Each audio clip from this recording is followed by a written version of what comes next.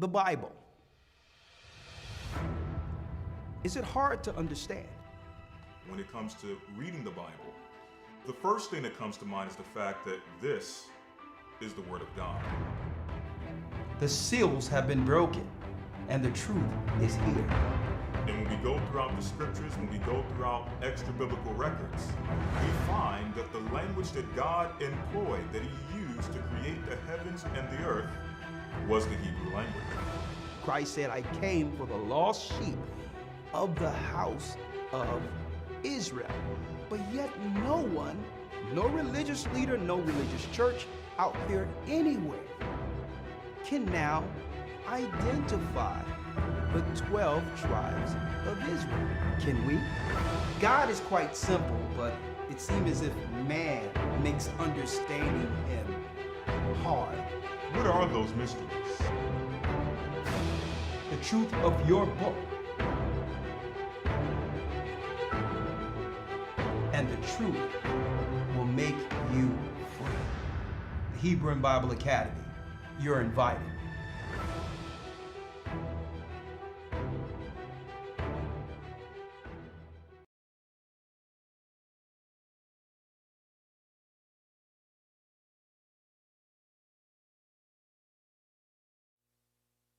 The Bible.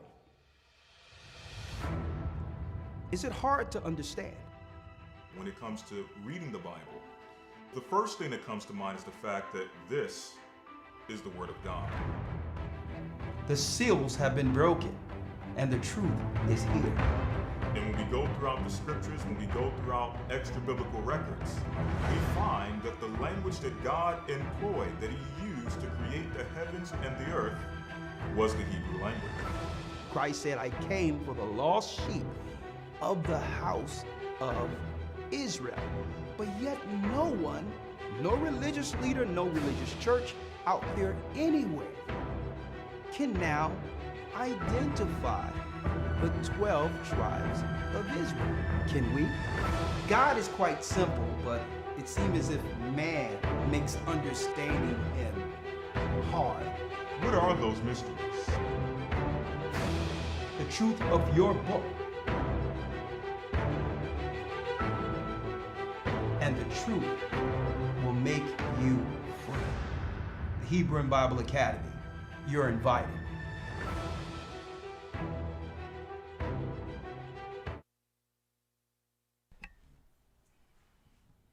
Shalom, shalom, shalom. Let's go. Let's go.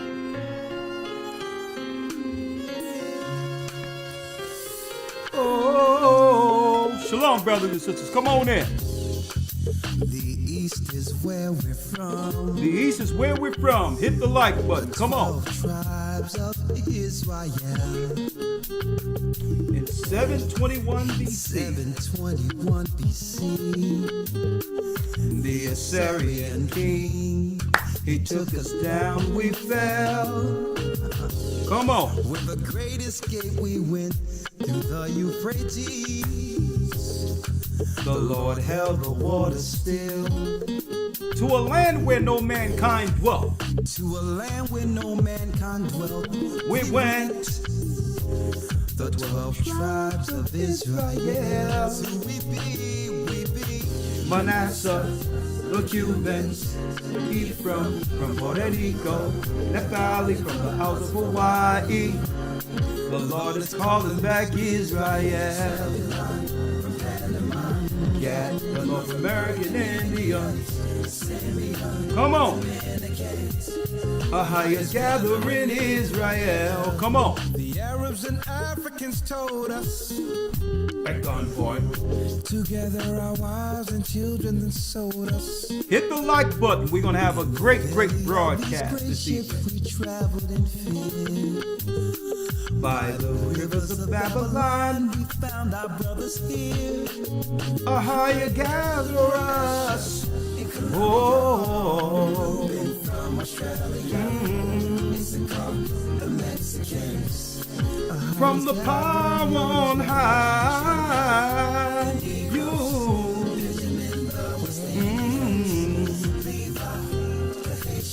The the Most High's gathering. Oh, what's going on, AC? What's going? That didn't have the black screen on it as well. Okay, don't worry about it. I'm good to go. I'm okay. Raring to go. I thank you for all. Wrong though. It's not 244. It's 224. 224. Oh, yes, all right. So hold up. We can't mess that up. Let me go to the phone real quick. Here it is. Properties. It's 224. I'm gonna fix it right now, young man. Bear with me, brothers and sisters. It's 224-553-3440. Right? Yes, sir. Shalom. Okay. Now, did you send it to me wrong or what? The original, no, I didn't send it to you wrong. It was sent 224. 224-553-3440. My brother, we're all set. My brother. Shalom, brothers and sisters. I'm Elder Rick Shaw of the Gathered of Christ Church here with our weekly broadcast. I hope you all. Hold up. All type. There it is. I hope you all have tuned in for our Passover broadcast last weekend. It gets better as we come closer to the kingdom of heaven. Please hit the like button. For those who don't know, again, I'm Elder Rick Shaw of the Gathered of Christ Church, and this is a very, very important broadcast this evening. Very, very important broadcast. A matter of fact, yes.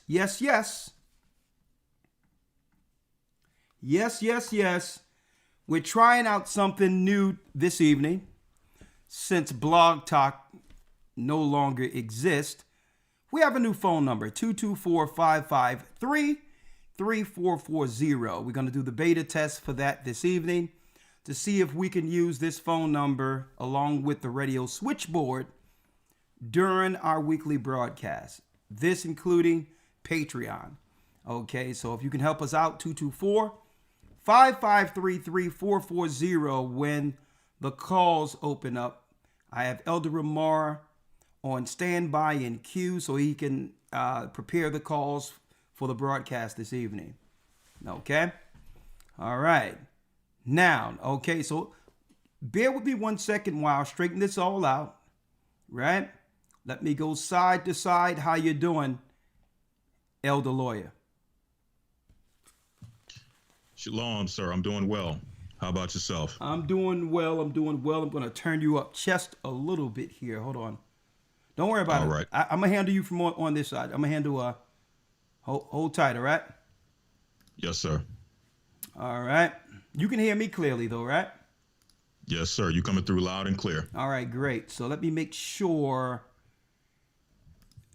Just going to bump up your audio just a little so they can hear you out there. All right, say something now. All right. Shalom, sir.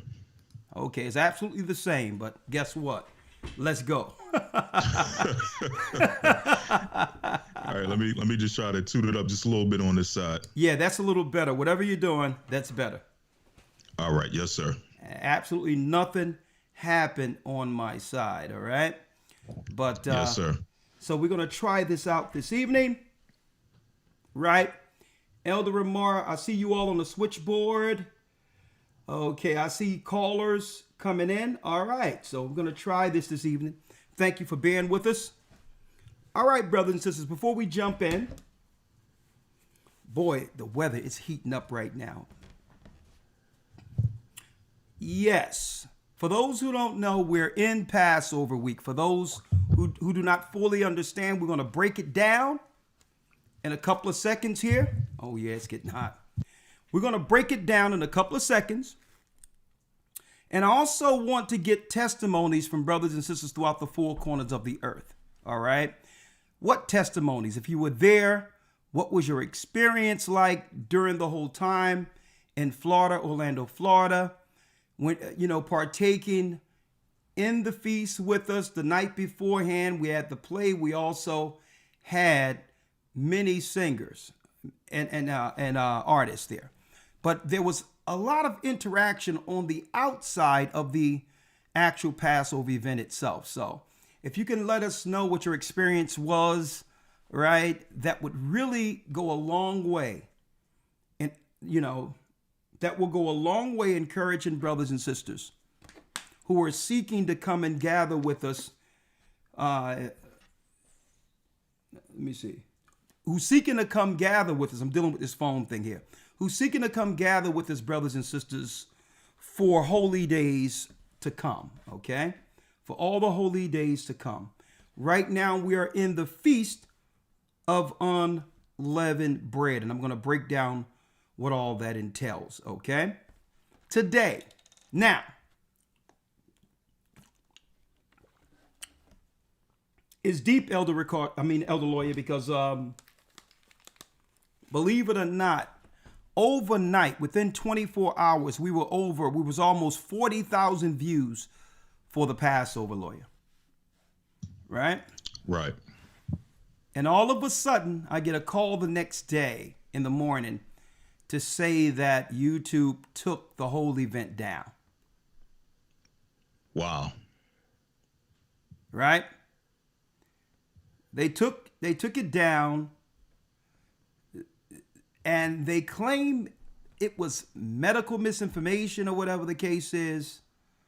I don't try to fight with this stuff no more. I understand that our people doing something positive is really affecting their program, their satanic program, which only works in deception.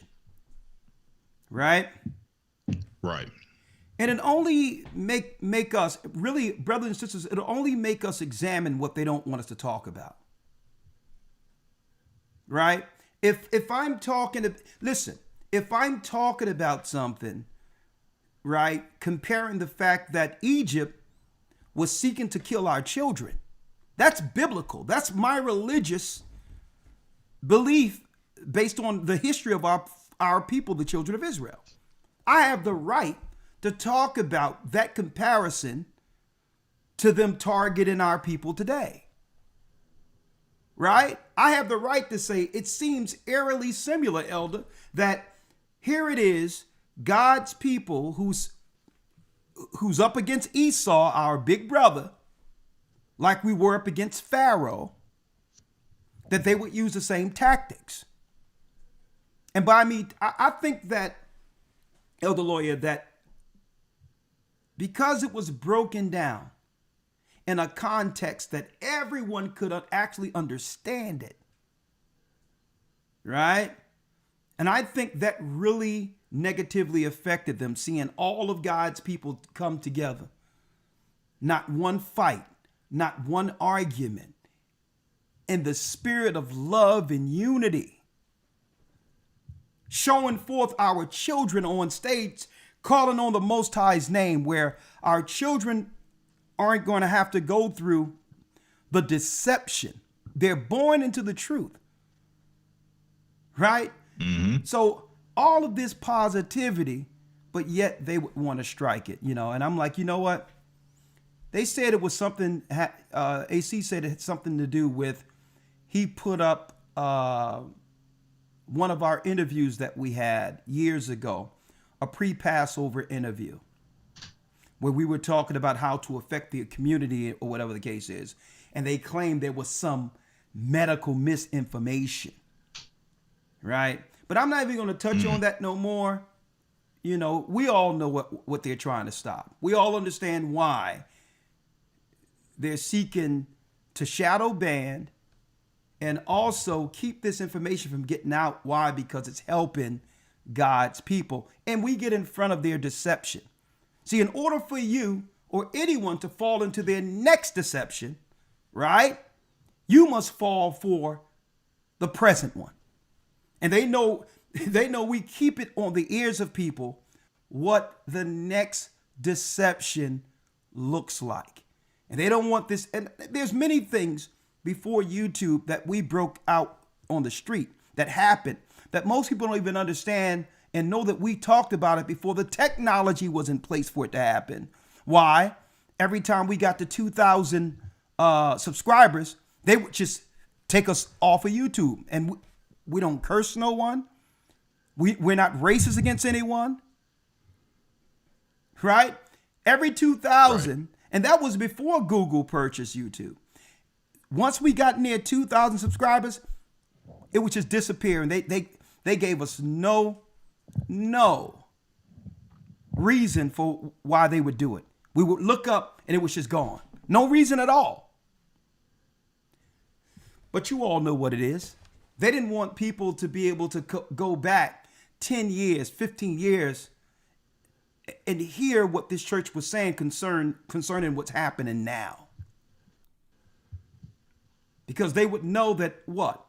Something greater than us has been moving this church in prophecy,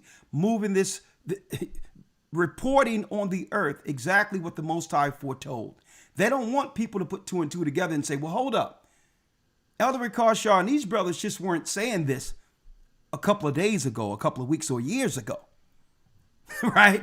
They said this thing 15 years ago and it's documented. Right? So. Right. So more than ever, brothers and sisters, you would need to support the work. Hit the like button because, you know, we're under all types of shadow bans. They don't want our children to know the truth. But guess what? The truth prevails anyway. Right? The truth prevails. So let's go into it, Elder. Real quick. Today, this is what? Passover testimonies. I got a few pictures. I got some videos. We have a great broadcast lined up, right? Some great conversation. If you were there, if you were watching on YouTube, what was your experience, whatever the case might be, I would like to know. Of course, there's a few things I would like to correct when it comes to the production, right? Because really, I would like the brothers and sisters at home to have as close to the real experience since they're not there, right? And it seems every year there's somebody on the audio side who's not a part of our church, right? Just hitting switches. So we gave them the old heave ho. They out of here. And we're going to deal with the audio ourselves going forward. Okay? Where the devil can get in to cause issues, right? I'm like, I didn't want to say anything, Elder Lawyer, because I thought that, okay, I don't know who the brother is, but if he's a part of a church and trying to help the work, then of course, I don't want to say anything that would offend him. Right? Right. But then I come to find out he's not even a part of our church. They hired him from the outside somewhere. And it seemed like this guy pops up every Passover and start moving things or don't. The sound is up and the music is down. And, you know, so this is when I knew something was wrong. Right? Finally, I said, sir, you're the engineer, right? He says, yes. I said, please, when it comes to the microphones, especially with the actors for the play, if you don't pan just a centimeter to the left or right so that all the channels aren't in the middle, when the people come close to one another, it's going to feed back. And then he looked at me strange, like, what is panning? And I said, okay. I said, all right. I got to fix this. Because he's looking at me like he's, right? I'm like, you can't have everybody coming through the middle at the same time when it comes to the sound.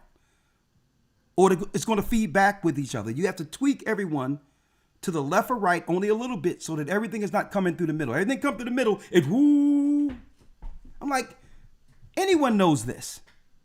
So I digress. I'm like, you know what? When he looked at me like I was from another world, you know, I said, well, I'm gonna let this be. And next Passover, we're taking full control. Right? We're switching everything up. It's going to be real nice. On Friday nights, what we're going to do during Friday, everybody's coming in, digressing from their trip or whatever the case is, getting their hotel and all that. Sometimes they come in Thursday or Friday morning, right? So we're going to have the vending before the Sabbath comes in. You know, we have the vending where we all support one another. That was lovely. Brothers and sisters are so resourceful, creative, have many gifts. It's outstanding, right? So we have that, and then we're going to have a 30-minute lesson and communion on Friday night, and then a few songs and the play Friday night. Because what I would like Sister Shirley and all those who are involved in the play to really participate full day Sabbath when we all commune with the festivities. So the only downtime on Saturdays going forward will be during the feast. But after the feast, we're going to bring that music up and it's going to just be outstanding, right? So, I already started calibrating for next year. So, I mean, the play is man, it's awesome. It's awesome. Right? So anyway, that's all I have to say about it right now. Elder Lawyer? Yes, sir. We all know that the initial Passover was Moses leading our people out of Egypt, sent to Pharaoh, let my people go, right? Right. That was the initial Passover. We went through the Red Sea and was able to do a feast to our God, not the God of the Gentiles, not the God of the Egyptians. And who led Moses through the Red Sea? Brothers and sisters, it was Christ. Let's get it real quick, Elder Lawyer, out of the epistles real quick. Yes, sir. Let's go to Corinthians here. Right, 10 and 1. All right. Corinthians 10, verse 1. Who led us out of Egypt? Moses. But who led Moses? Christ. And I'm going to show you why I'm going here first in a couple of moments. All right. If you will, Elder Lawyer, let's read it. Yes, sir. 1 Corinthians 10, verse number 1. Moreover, brethren, I would not that ye should be ignorant how that all of our fathers were under the cloud, and all passed through the sea, and were all baptized unto Moses in the cloud and in the sea, and did all eat the same spiritual meat, and did all drink the same spiritual drink, for they drank of that spiritual rock that followed them, and that rock was Christ. That rock was who? And that rock was Christ. And that rock was Yeshua. That's right. That rock was Yeshua. Right? 1 second. Let me straighten this out real quick, Elder Lawyer. Yes, sir.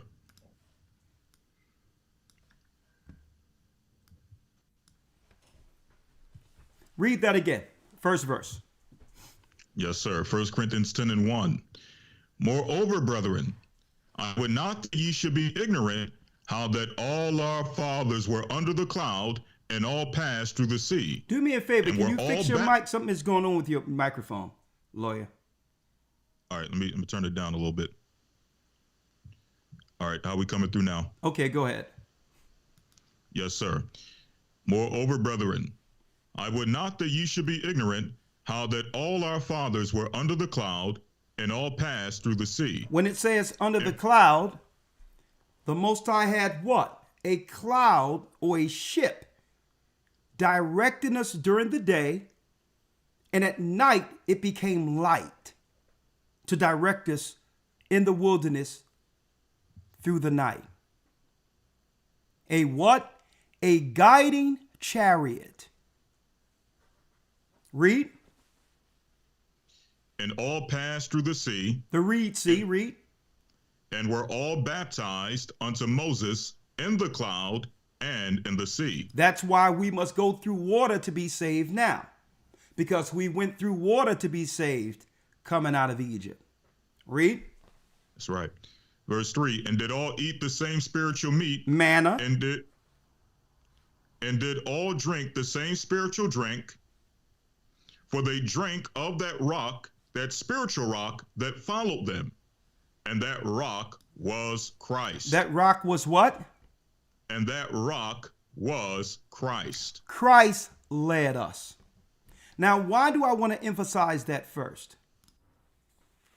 Because we had some people looking at our broadcast, and I've seen some of the comments, who had a problem with our people making a claim that we are the children of Israel.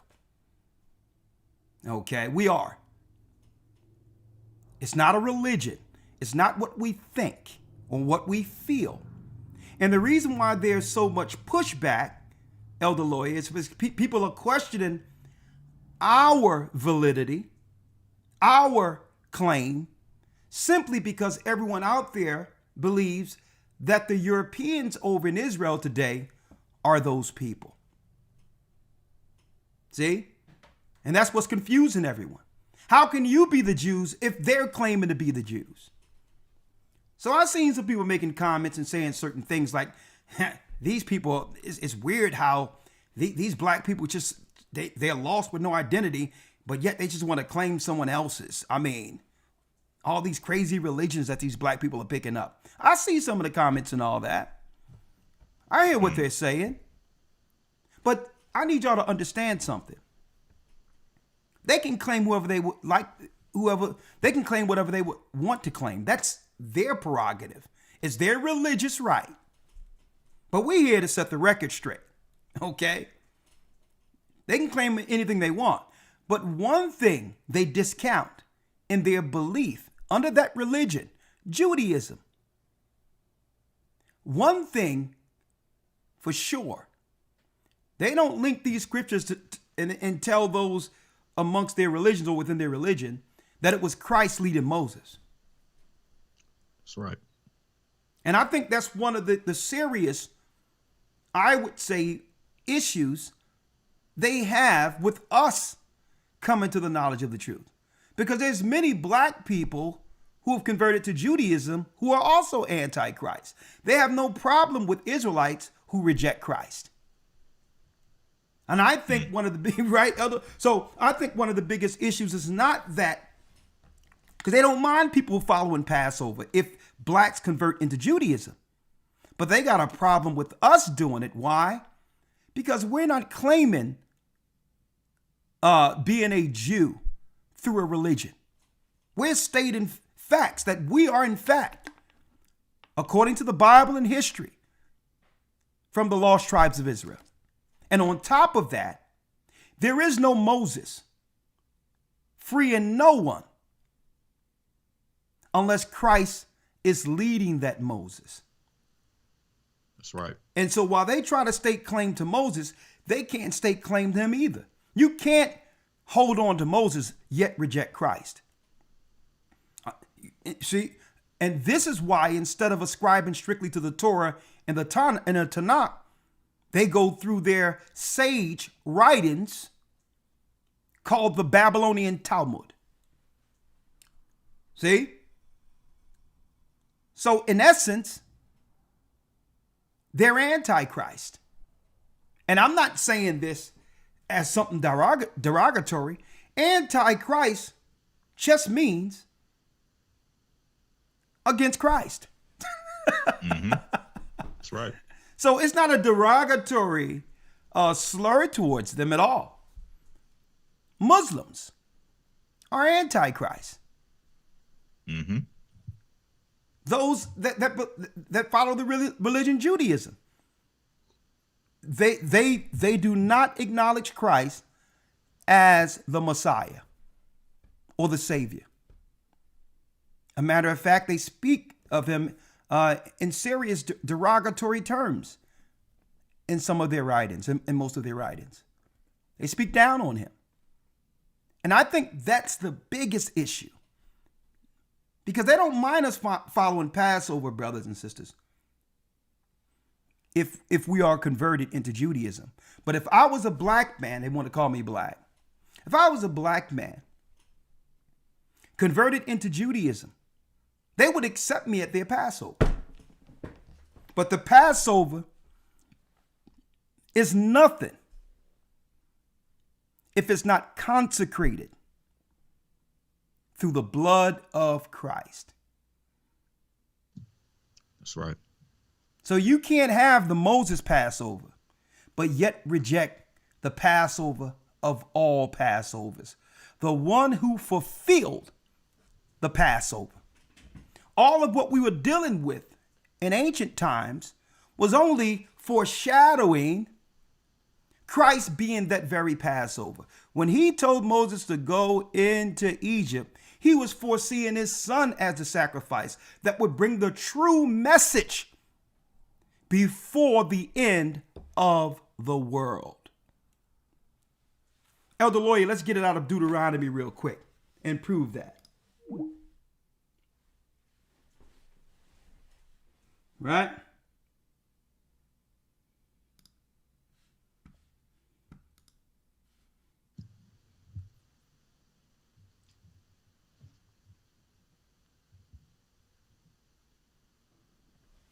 Okay.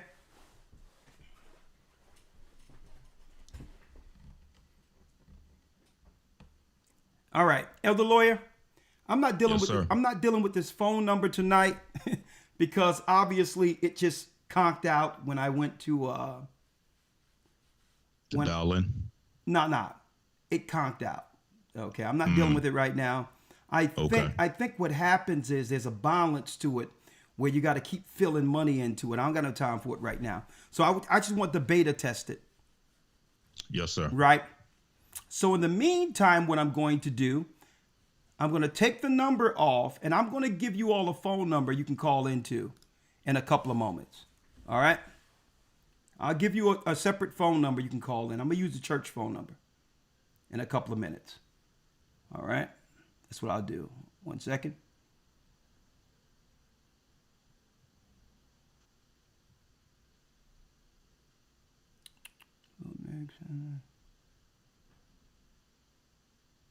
All right.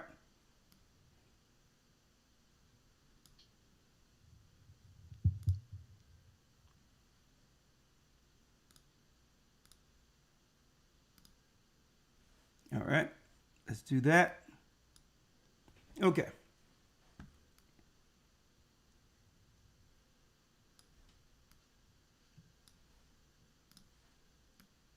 All right. Jumping right back in, Elder Lawyer. Right? Yes, sir. So let's go to Deuteronomy real quick and prove that. And this is for those, even Jewish people, who was taught that we shouldn't see Christ above Moses. When even Moses was shown prophecy concerning the Christ, who would fulfill what Moses did for the ancient Hebrews, so that he could become Christ, the Moses for the lost tribes of Israel. Okay? Making it clear to you all here. All right, I'm gonna get the number out of the way. Hey, AC, if you're looking at this, see what you can do to fix this again. Okay. See what you can do to fix this. If not, I'll use another phone number, okay? Elder Lawyer, now, let's go now to Deuteronomy. And I'll use Zoom too. So I can use Zoom for the testimonies. That's what I'll do. Mm-hmm. I'll just use Zoom for the testimonies for, make this thing efficient, for time here. It was a beta test, and guess what? It went south quickly. All right. Let's now, Elder Lloyd, let's go to Deuteronomy, the 18th chapter. Yes, sir. Right? Hold on, let me get it here. Mm-hmm. Deuteronomy.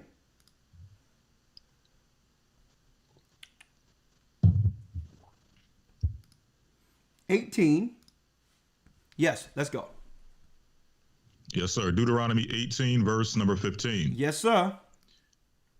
The Lord thy God will raise up unto thee a prophet from the midst of thee, of thy brethren, like unto me. Unto him ye shall hearken. So again, the Most High told Moses while delivering the children of Israel, our forefathers, out of Egypt, that he would raise up a prophet from the midst of the 12 brethren, like unto me. That's right, from the midst of the 12 tribes. And he will be a leader for the children of Israel, like Moses was. Read. Unto him ye shall hearken. And unto him, now the people must listen to that prophet. And it wasn't talking about Isaiah or another prophet in the Old Testament. They're liars.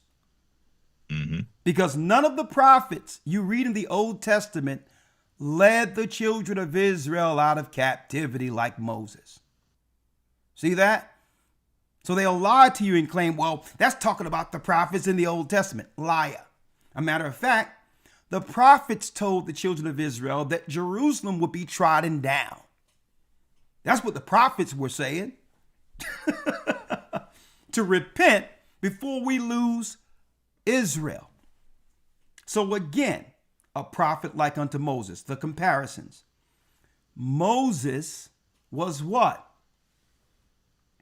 He escaped on a boat into Egypt to do what?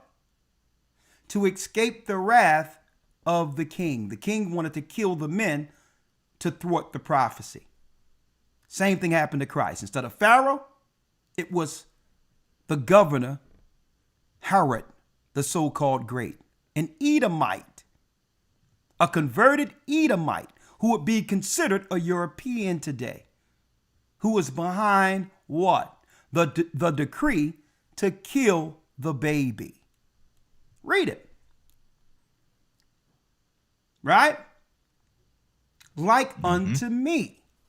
He had to go into Egypt to flee the sword of the king. Then he was called back out to save those very same people. Like unto me. Right? Now, well, like Pharaoh, we must identify, it's Passover time, the modern day Pharaoh. Elder Lawyer, let's go to the book of Romans. Yes, sir. Romans 9. Right?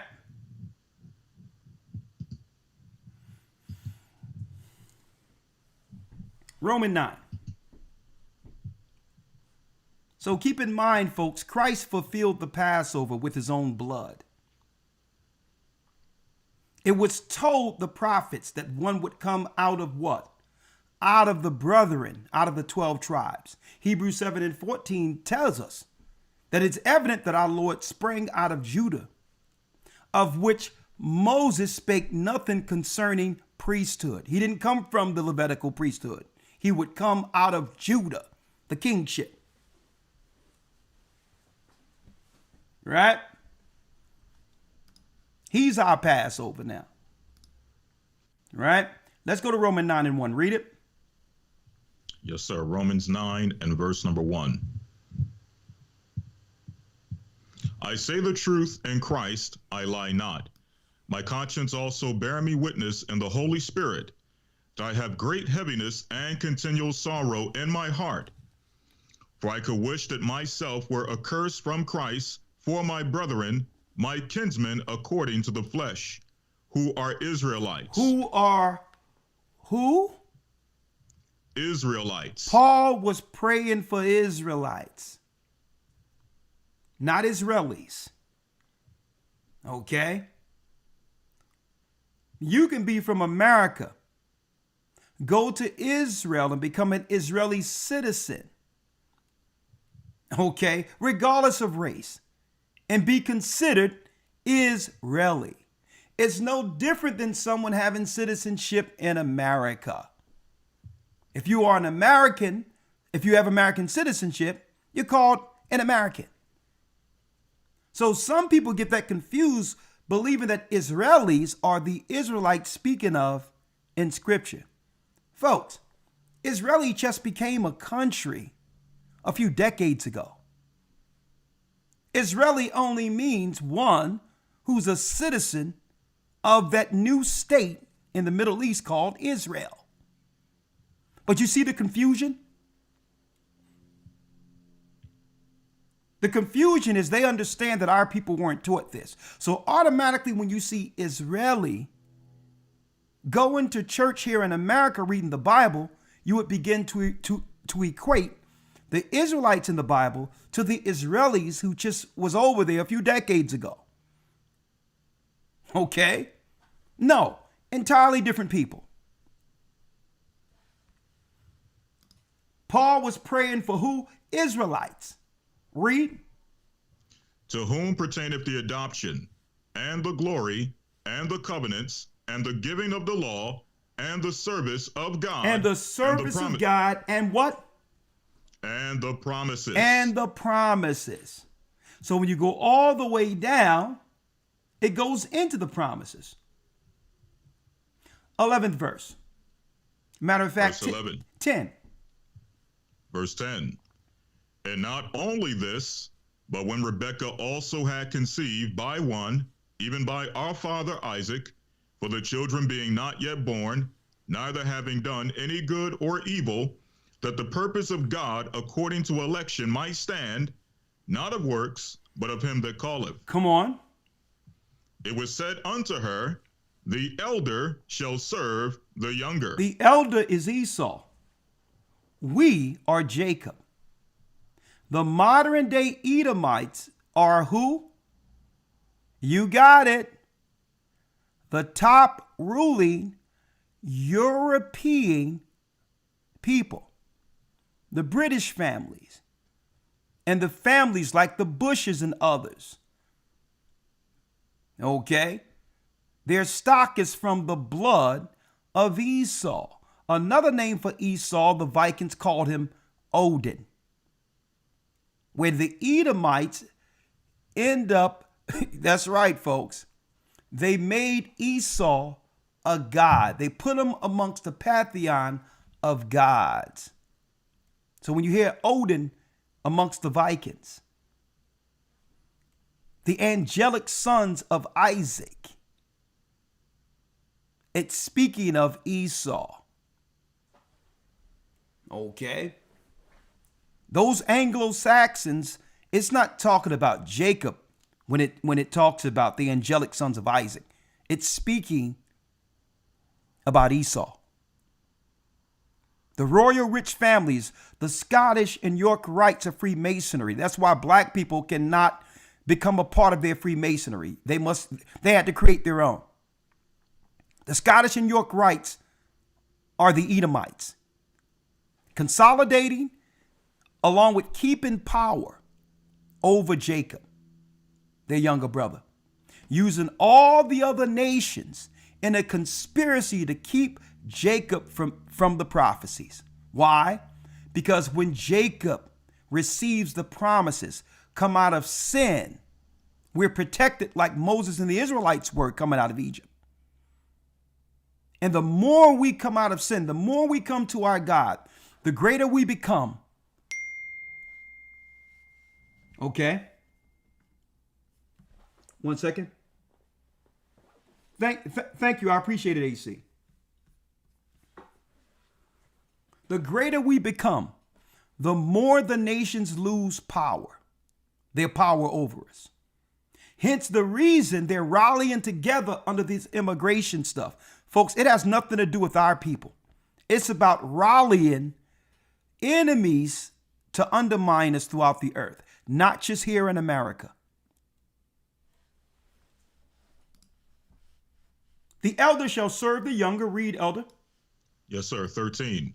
As it is written, Jacob have I loved, but Esau have I hated. Jacob is the chosen. It was through Jacob Moses would come and receive the law, the same law that will one day judge this earth. Christ will judge this earth by the same law given to Moses. See? Esau would align himself with the Canaanite God and serve sin above the God of his father, Isaac. And that's why it says in the New Testament, Jacob have I loved, Esau have I hated. Jacob is favored because Jacob has always been our people, the moral compass for the world. Hence the reason Esau would look to promote us as sinful people. They have the power of media, but yet show nothing positive concerning Jacob throughout the earth. Folks, that's intentional. If you focus on any negative of a race and only promote that, you would believe those people are just that.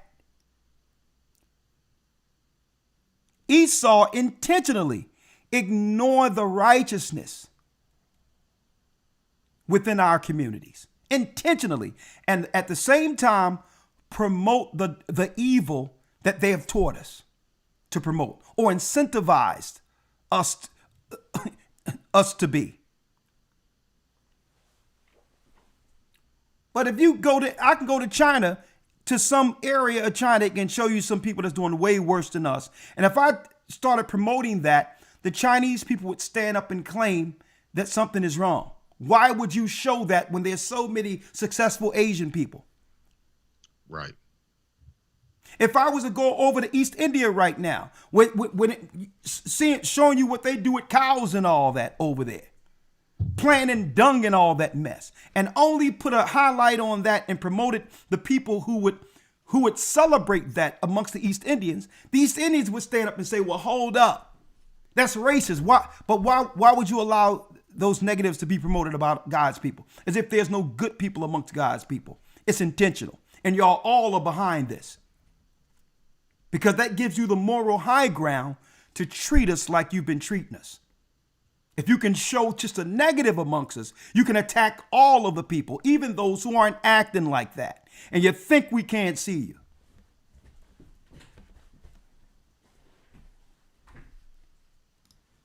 As it is written, Jacob have I loved, Esau have I hated. Read. What shall we say then? Is there unrighteousness with God? Is God wrong because he have a chosen people? Read. God forbid. No. Read. For he saith to Moses, I will have mercy on whom I will have mercy, and I will have compassion on whom I will have compassion. And you notice the Christian church don't teach these scriptures?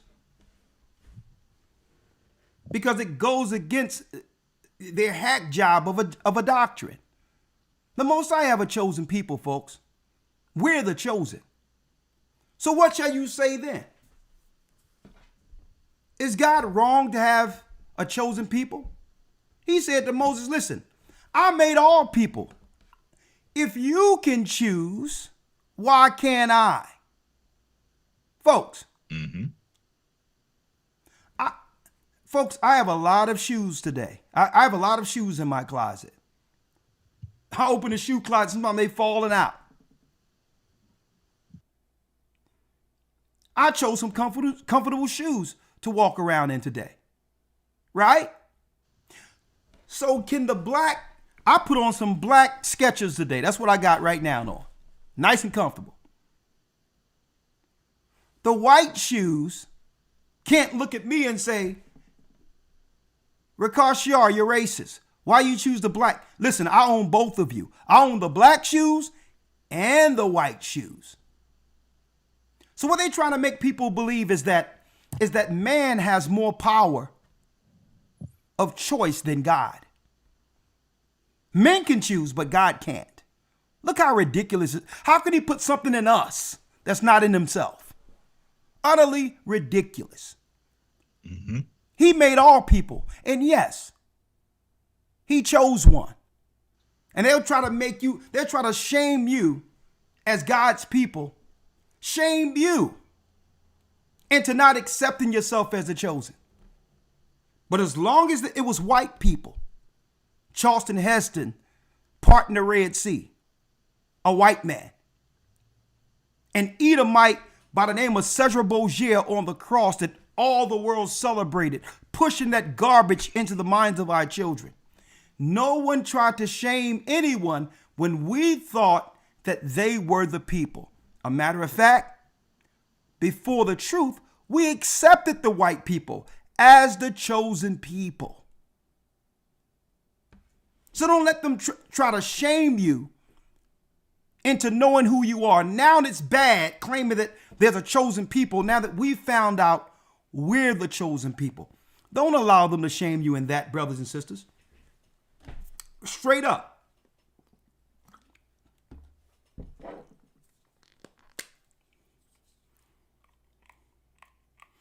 And look what they did next. Once the cat was out of the bag that Christ was a black man, what did they do?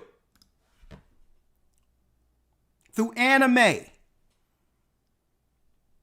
Disney, they started promoting Middle Easterns and East Indian looking people as the people to slight us. Esau was like, okay, the gig is up. We know that none of those people could have been white people, but it can be anyone but those people. So now Disney started using East Indian and Arab looking people in their anime when it came to the Prince of Egypt, Moses or the Israelites. And they did that intentionally to slight us. Because we told everyone it wasn't them. Instead of them admitting it, they were like, well, okay, we're still not going to give you a Negroid Israelite man as Israelites. If we do, it's a mockery before the world. Like that garbage that they did through this Jay-Z production on Christ. Like this garbage they doing with this woman, this abused woman they keep putting in front of us from overseas somewhere. You're going to have a lesbian looking black woman with no hair play Jesus, play Christ. If they're going to give us Christ, it's mockery. The same no talented girl that's in the movie Wicked.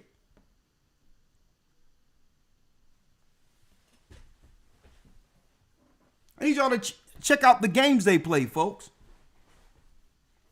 Hold on, I want to talk about this Passover. Let's get through it. Read it. Yes, sir. So then. 16. So then it is not of him that willeth, nor of him that runneth, but of God that showeth mercy. For the scripture saith unto Pharaoh. Unto who?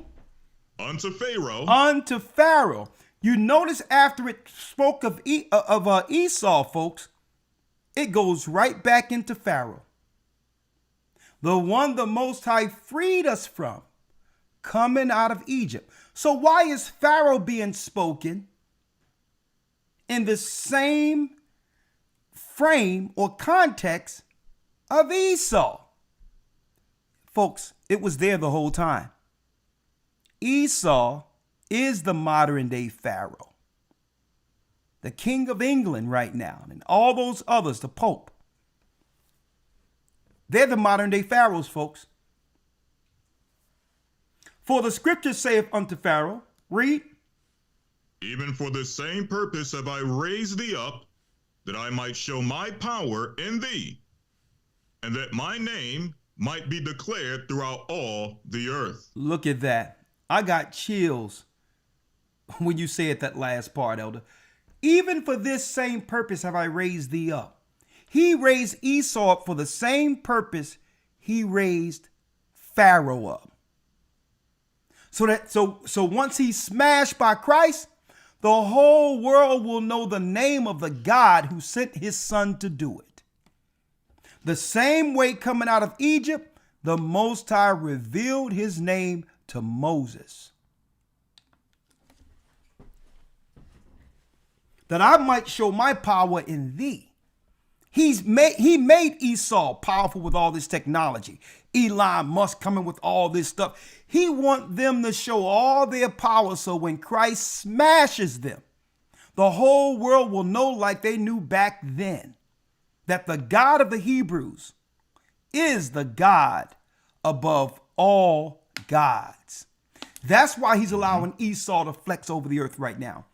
Esau is the modern day Pharaoh.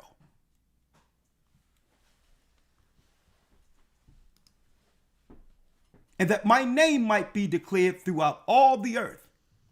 Read. 18. Therefore hath he mercy on whom he will have mercy, and whom he will, he hardeneth. There you go. There you go. He have mercy on us, and guess what? The heart of the modern day Pharaoh has been hardened. Like what? Like the ancient Pharaoh.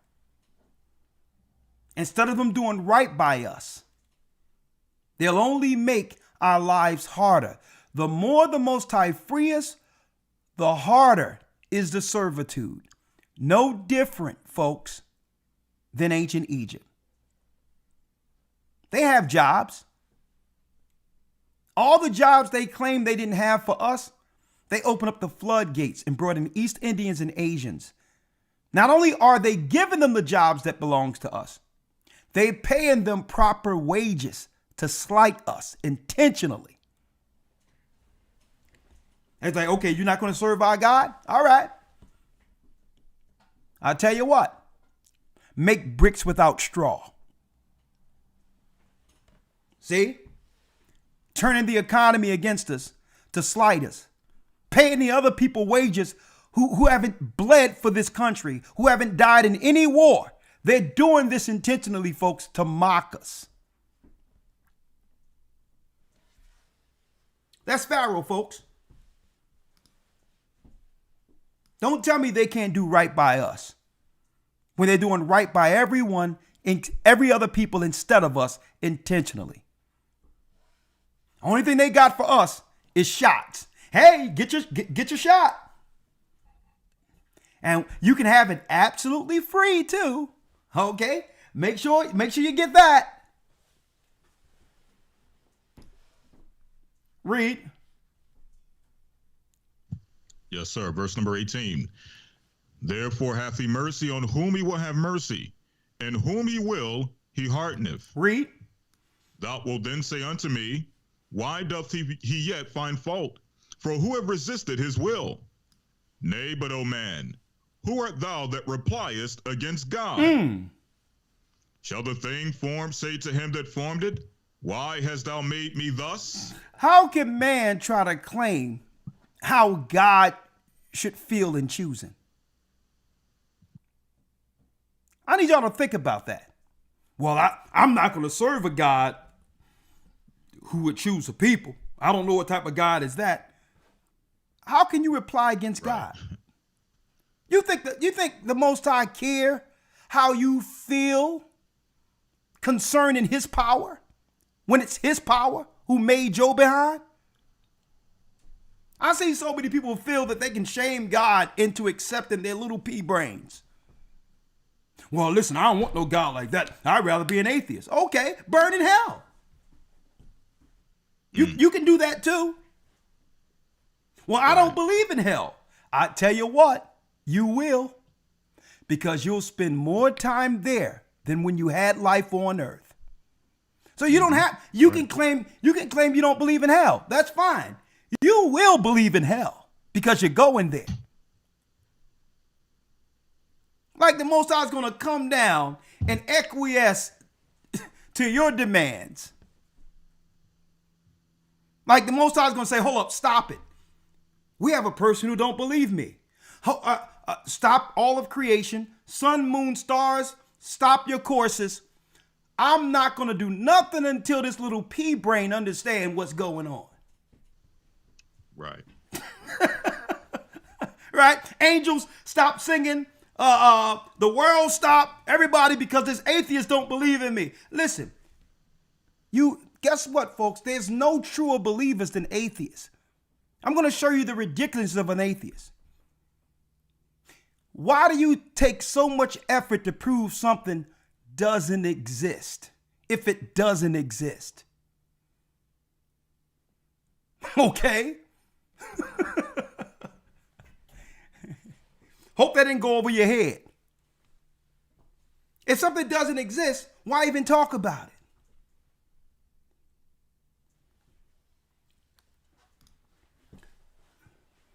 Nay, but, O man, who art thou that replies against the Most High?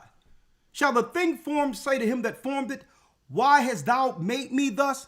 Can East Indians with their non-talented butts stand up and say, why did you make me chosen? You know why? Because he didn't. That's right. Okay? Because he didn't. That's why. They upset with us that God chose us. Because he didn't. That's why. 21, read it. Have not the potter power over the clay? Of the same lump to make one vessel unto honor and another unto dishonor. Don't the Most High have the power to make an honorable vessel to represent him on earth and give them the law? And a dishonorable vessel who would turn their back on their own father to choose the God of the Canaanites, who was Satan himself? The Most High got power to make two separate vessels. You know why? Because it's of his will. It's his will. Now, do Gentiles have a chance? Absolutely. But they would need to renounce all of their pagan religions to follow the true Christ. And that's including, that's right, those who are within Judaism. If they don't repent and accept Christ, they're going to burn in hell. Same thing with Muslims. They're going to be where, that's right, folks, they're going to burn in hell.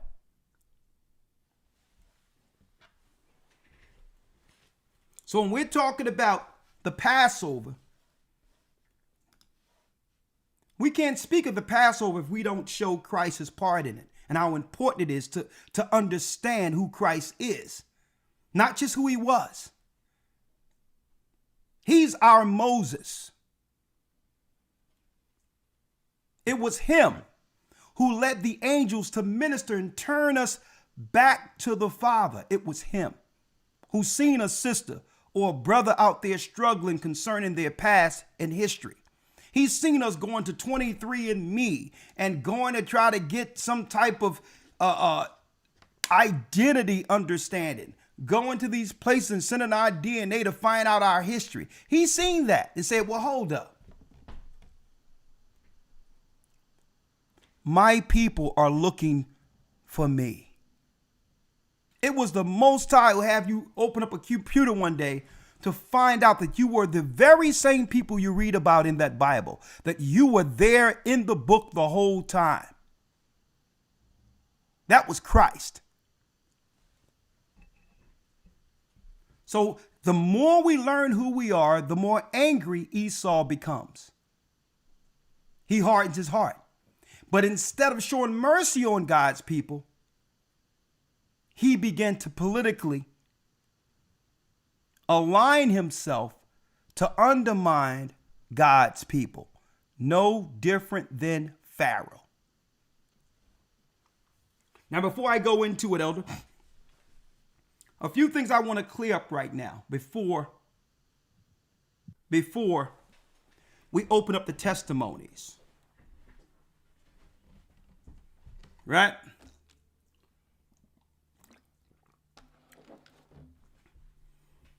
The Passover is written of in the Old Testament, Leviticus 23. 14 days from the beginning of the year. Okay? Equal parts night and day. Usually the new month or new moon, like we celebrated a couple of weeks ago before the Passover, 364 days. It's what? It's winter. Then the next day begins spring. One day after winter. You count 2 weeks, 14 days, which was 2 Sabbaths, like the Sabbaths we just had. That's Passover. It's that simple. The Passover, like it says in the scriptures, is at a fixed time each year. It's not going to fall on one day of the week and then a different day of the week. It's not going to be on a Monday and then a Tuesday next year and then a Friday the year after that. No, it's at a fixed time. All the holy days, like the Sabbath, are at a fixed time. Now, when you read in Leviticus 23, it tells us about what? It tells us about first fruits, where from the time of Passover, you count 7 Sabbaths. 7 times 7 is 49. You include that Passover, that's 50. Which is what? Pentecost. 50 is Pente. So that means the disciples were at the holy day of first fruits when the Holy Spirit came down on them, Acts the 2nd chapter.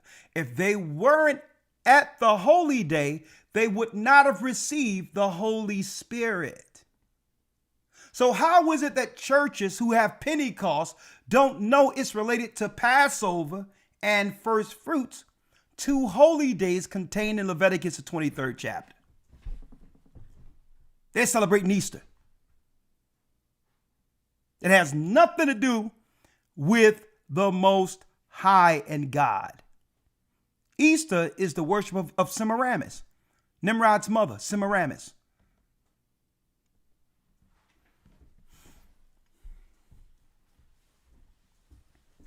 Pente, Pente, P-E-N-T-E, 50, Pente. Now, let me make this clear before I open up the lines.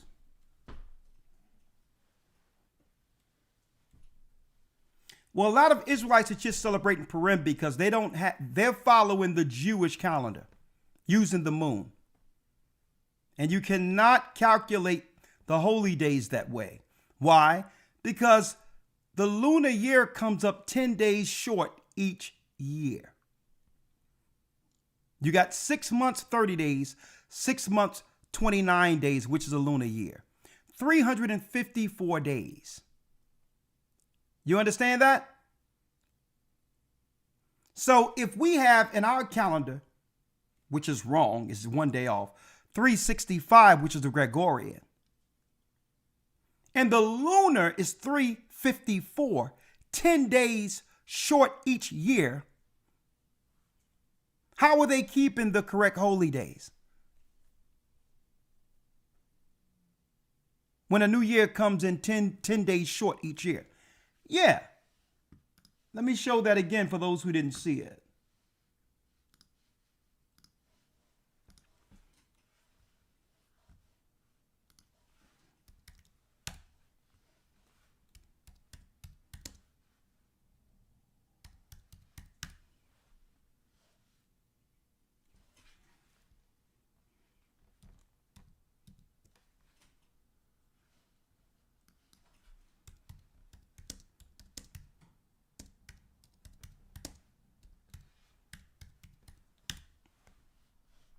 Look at it. Days in a lunar year. A lunar year, which consists of 12 lunar months or cycles of the moons, is approximately 354 days. So what that means? If you follow the lunar year, it comes up 10 days short. The next year, you'll be counting what? 14 days from that lunar year being 10 days off. And then another year, you'll be 20 days off using the moon. That means you're counting God's holy days based on the lunar cycle, which comes up 10 days early, even according to the Gregorian calendar.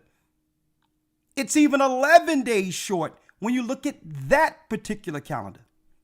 So they don't know what days they worshiping. They're just calling them days contained in the Bible. They don't know what they calling it Purim, but it's not Purim according to the cycles the Most High gave Moses and the Israelites. So they're following the moon like the Jewish people, not realizing you cannot keep time with just the moon, because the moon follows the sun when it comes to the 364-day cycle. You need the sun and the moon to calculate time. See? Like, for instance, 364, equal parts night, equal parts day. That's sun, that's moon and the sun. And then you start counting, it lets you know how much light you have with the moon the first day after that, and how much light you would have with the sun after that. All the way to 364. You got to have both the sun and the moon to calculate time. You cannot keep time with a watch using one hand. See? So that's why they just celebrated Purim, or what they think was Purim, but it had nothing to do with the holy days that the Most High set up. The same people who gave them the Antichrist doctrine under Judaism gave them their holy days. That's why they just celebrated Purim. Okay? Now, Elder Lawyer, real quick. Another lie to dispel.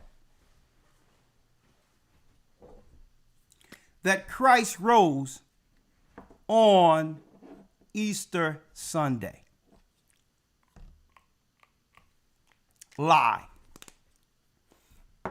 It's true that he gave up the ghost sundown Friday. Well, let's look at it. Sundown Friday. Sundown Friday to sundown Saturday. That's one. Sundown Saturday to sundown Sunday. Two. Sundown Sunday to sundown Monday. Three. See that? Friday to Saturday, one day. Saturday to Sunday, one day sundown. Sunday to Monday is a complete 3 days and 3 nights. Like it stated, he would be in the earth 3 days and 3 nights, like Jonah was in the well 3 days and 3 nights. So in actuality, if Christian churches were saying that we need to switch the holy day for Christ, and they claim they switched to Sunday because Christ rose on Sunday. You can't get Sunday from Friday sundown, which is Good Friday. So why aren't you doing it on Monday then? Even though the Bible didn't say give a holy day based on Christ's resurrection. That's nowhere in the Old or New Testament. The Catholic Church gave us that garbage. Okay? So it shouldn't be Sunday worship. Okay? The Jewish people, I'm going to tell you, they brought us that because they were dealing with Semiramis and the sun god in ancient Babylon.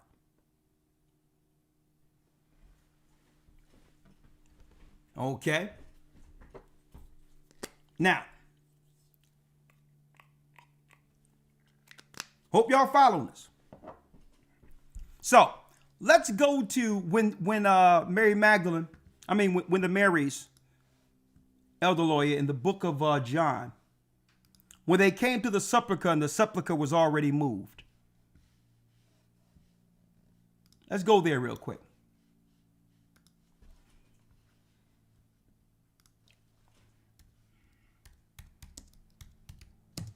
Yes, sir.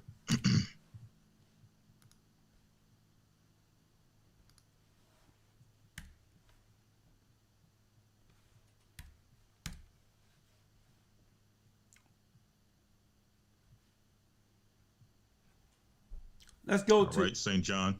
Go ahead. I'm Yes, listening. sir. St. John 20:1. That's it. St. John 20:1. Read it. It says here, the first day of the week cometh Mary Magdalene early, when it was yet dark, unto the sepulchre, and seeth the stone taken away from the sepulchre. Then she runneth, and cometh to Simon Peter, and to the other disciple, whom Yeshua loved, and said unto them, They have taken away the Lord out of the sepulchre, and we know not where they have laid him. Peter therefore went forth, and that other disciple, and came to the sepulchre. And they ran both together, and the other disciple did outrun Peter, and came first to the sepulchre. I need you to go where it says the first day of the week. Yes, sir. Verse 1. The first day of the week. The first day of the week, read. Cometh Mary Magdalene early. Now, why? Now, folks, why am I going here? Because this is where Christians are confused to make people believe in Sunday. Right? When you look at this particular verse, you see day. That's shaded out. That wasn't in the original Greek. That wasn't in the original Greek. So they say first day of the week, and then you look at your calendar and see Sunday, and you be like, well, oh, Sunday worship, when the word day wasn't even there. What it's talking about is the first interval of Sabbaths from Passover. Why? According to the holy days, there's 7 separate intervals from Passover to first fruits or Pentecost. So this was the first week in those intervals. It was between that first week. How do you know this? Look at the word week right here in the Greek. Week. It says what? Look. The Sabbath. It was speaking of the Sabbath. Day of weekly repose. Listen to this. That is the interval between 2 Sabbaths. The interval between 2 Sabbaths. So this was between what? Let me show you. This was between the Passover, where Christ was sacrificed, and what? The end of Feast of Unleavened Bread, which ends next Sabbath. Christ was in between 2 intervals, 2 Sabbaths. This had nothing to do with the first day of the week or Sunday. Another lie exposed. But you would have to understand about the 7 Sabbaths that lead to Pentecost or first fruits to know this. Right? So that's why the Most High is tearing down these Christian churches now. They can no longer hold us with these lies. Sunday worship is a clear defiant. It's against Christ. Sunday worship is against God. It's against the Bible. Right? It only means he rose in between the 2 Sabbaths. What 2 Sabbaths? The Passover and what? You have a full week, which is the Feast of Unleavened Bread. He rose in the midst of that. That's all it's saying. It had nothing to do with Sunday. Right?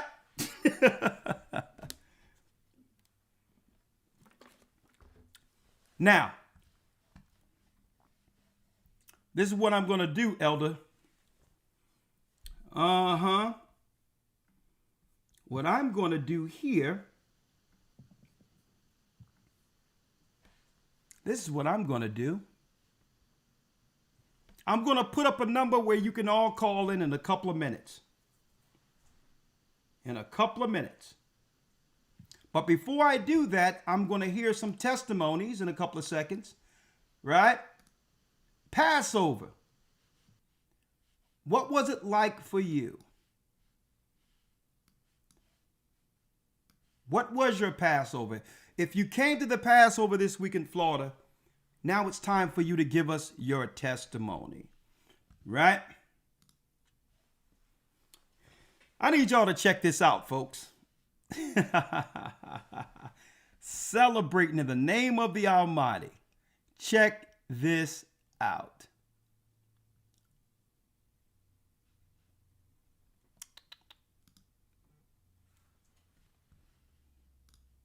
Stepping over demons while I'm stepping in the kingdom. I said the kingdom.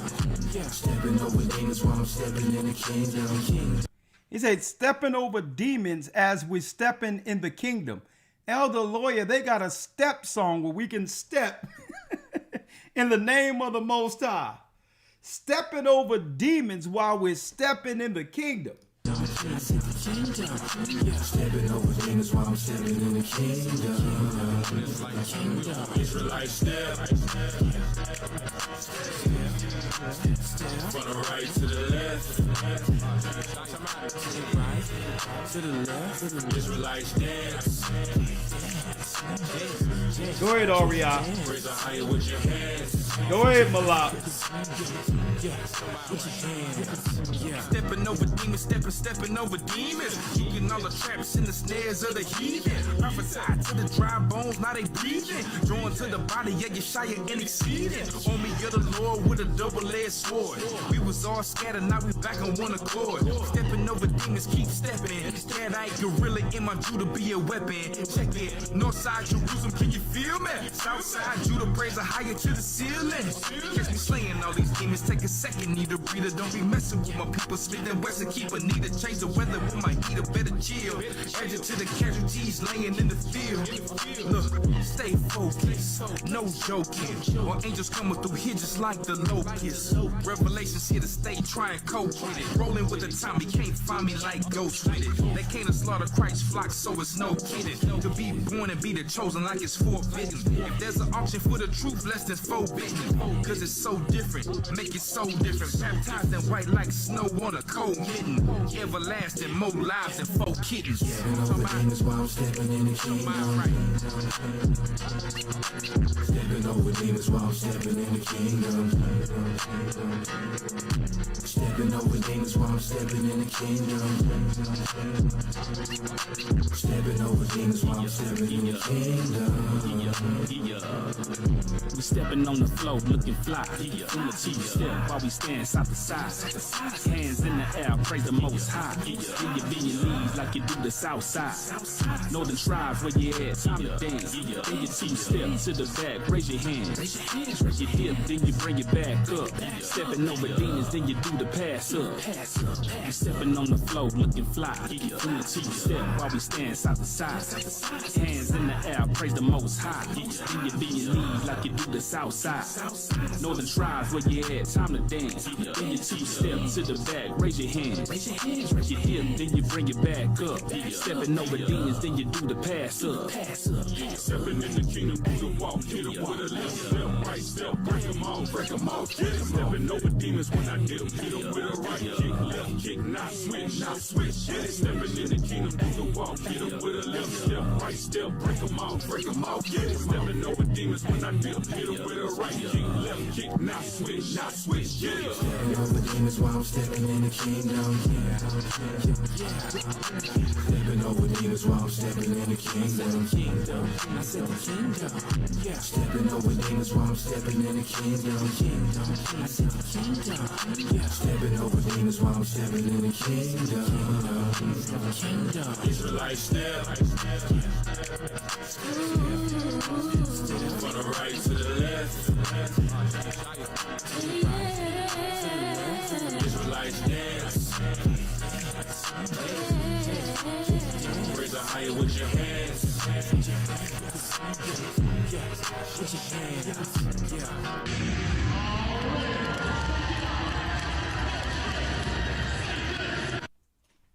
Ha ha!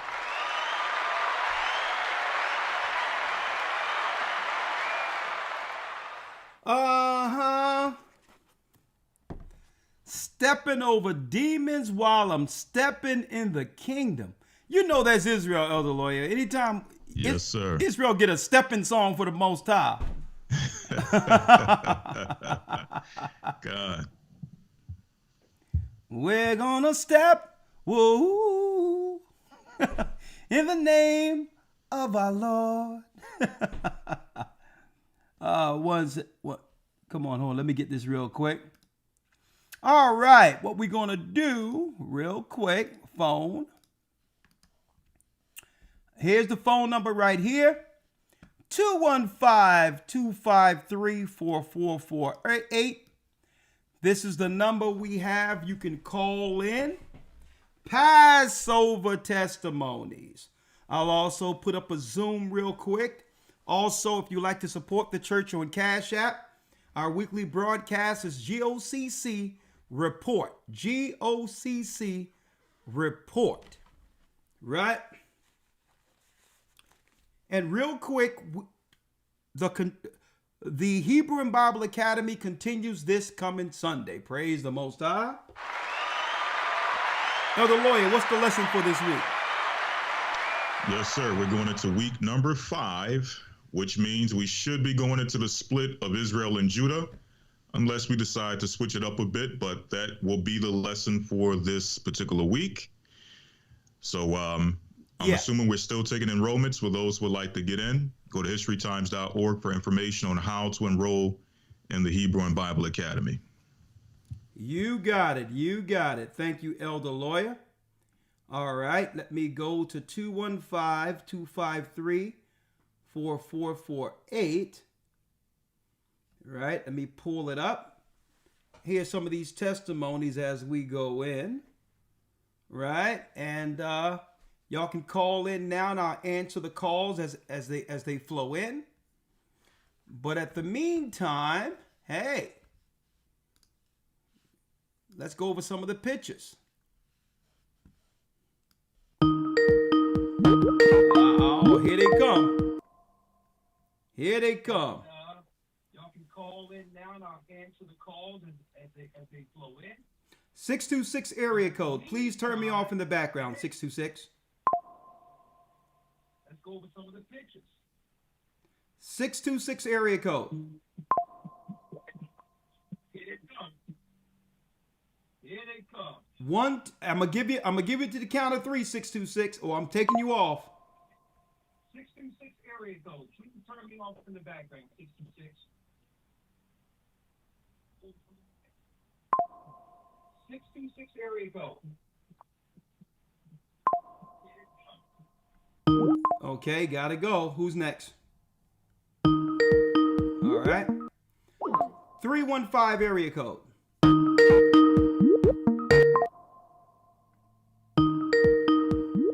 Hold on.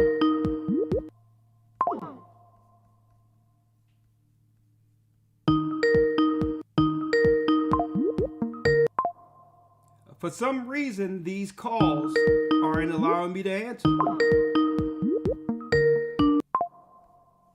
Okay, I'm going to call. Okay, everybody stop calling. If you called before, I'll just call you back. How you doing? Hello? How you doing? This is the Gathering of Christ Church. How are you? Hello? This is Ricard Shaw from the Gathering of Christ Church.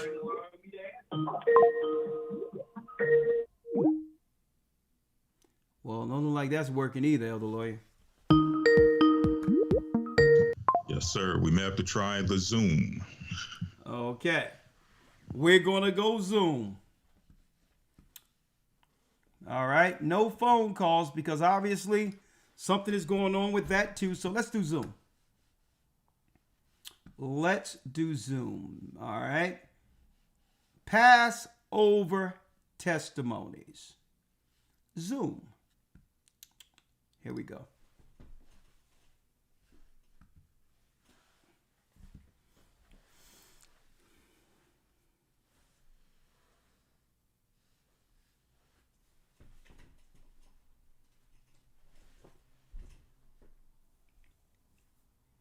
Oh no, I'm okay. The lighting. Someone says, Elder, I need some turmeric or whatever the case is. No, the lighting is dim here. Okay. I'm drinking water. I'm good. Thanks. But the lighting is dim. I have to fix the lights here. All right. I know I look dark today, but it's the lighting. I moved the lights up there and they should be up on me. So that's why I'm looking a little dark today. All right. I'm healthy. All right.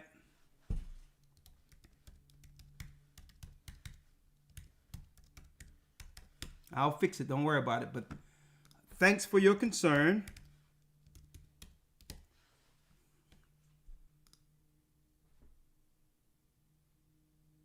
All right.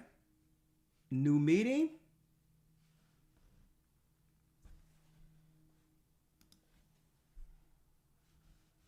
Start. Join.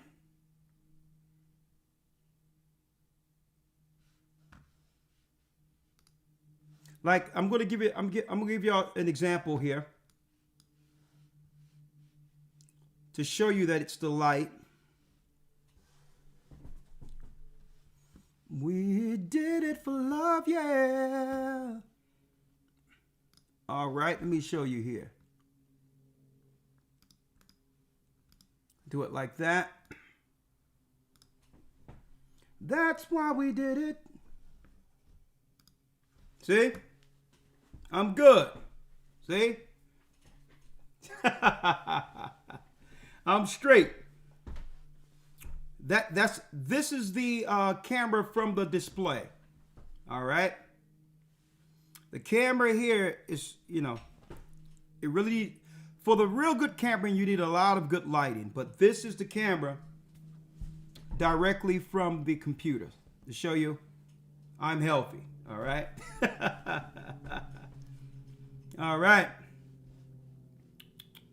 Let's go here.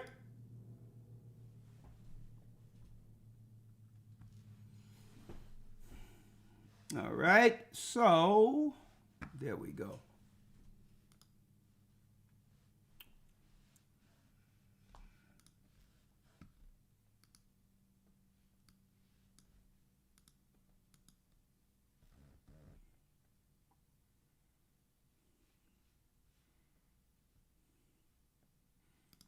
Invite link. Okay.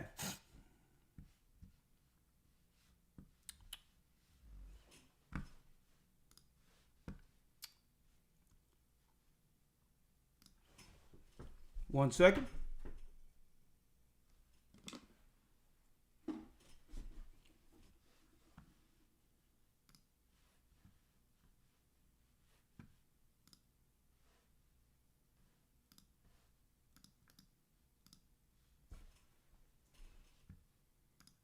All right, let's go.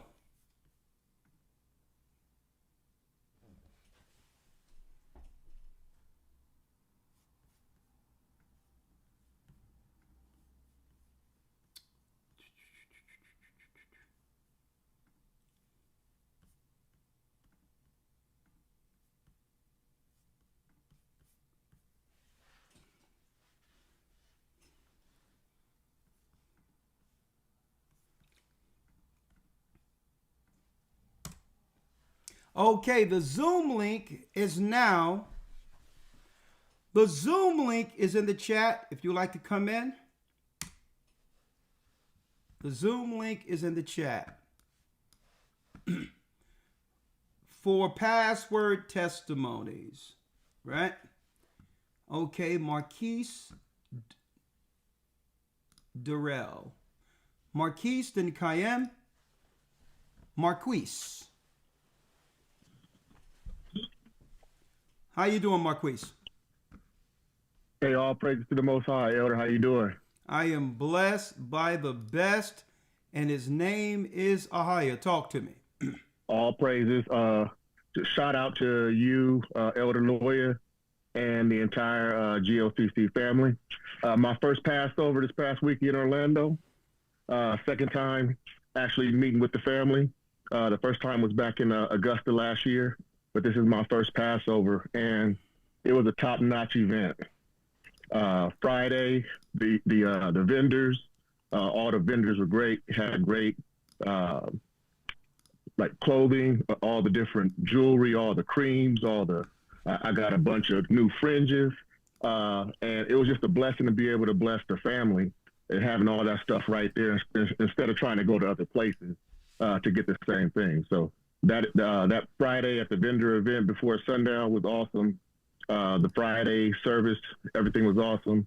And then on the Sabbath, bringing in the Passover and with the family, and all you can see is white from one side of the room to the other in this huge convention center. It was just an awesome event. Everything was nothing but love. You felt like you were with nothing but family.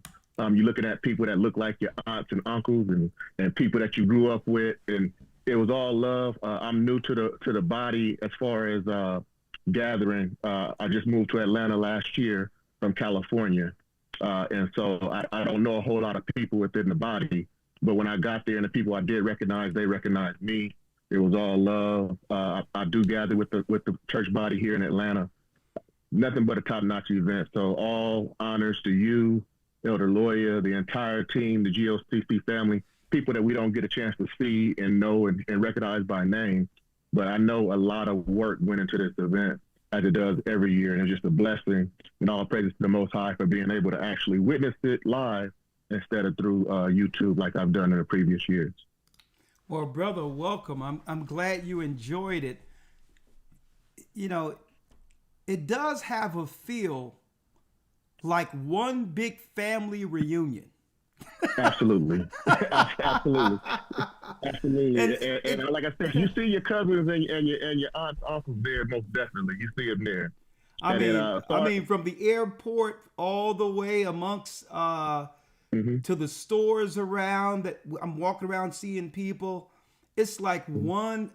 That's the only way to really explain it. Right. Like you wouldn't think that people who didn't know each other. Right.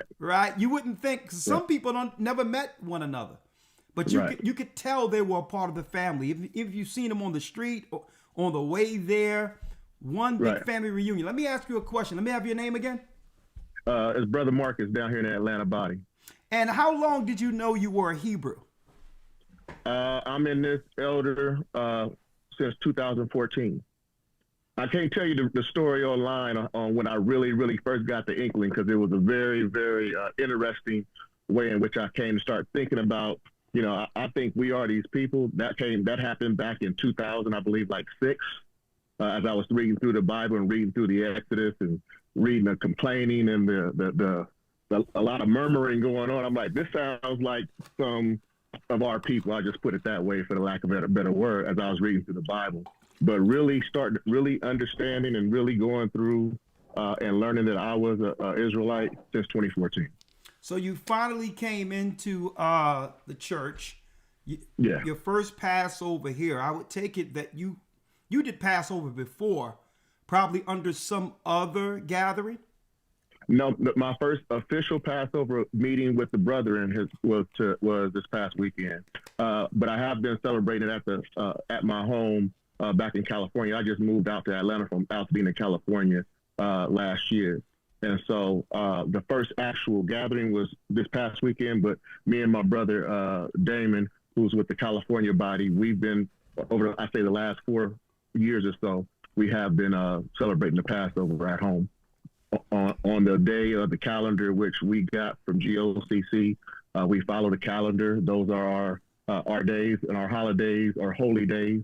And that's the ones that we follow. All praises. Well, thank you, brother. And I think I know I ran into you while I was there. And, yeah, you did. I was asking about that popcorn. I know. I recognize it. Hey, I know. I'm like, where the popcorn at? Where the popcorn at, man? Yeah. So it's you that make the popcorn, or what's going on? Or you were there when I said it? Now, I saw a broadcast when you mentioned that, you couldn't wait to get there because the popcorn was so good and organic. And so I love popcorn. I eat it all the time. So I was looking for what you was talking about in the broadcast about a week ago. The popcorn maker, the brother and sister who do the popcorn, brother, they have some spicy cheese organic popcorn. And, you know, they'll send it to you online. Listen, I'll pay for you to get some of this. I need some of that popcorn. I'm going to tell you. I was looking for it. Speaking of popcorn, I'm so glad I switched to another camera because I think this other camera here make me look a little chunky. This other one I switched from. Right? Right. Right? I'm like, well, hold up. I spoke to a sister. She said, Elder, I thought you were way bigger. I'm like, come on now. Lord have mercy. I'm like, yes, sir. You know, I have a nice workout plan now, so I'm getting it together. But no, that other camera is deceiving, right?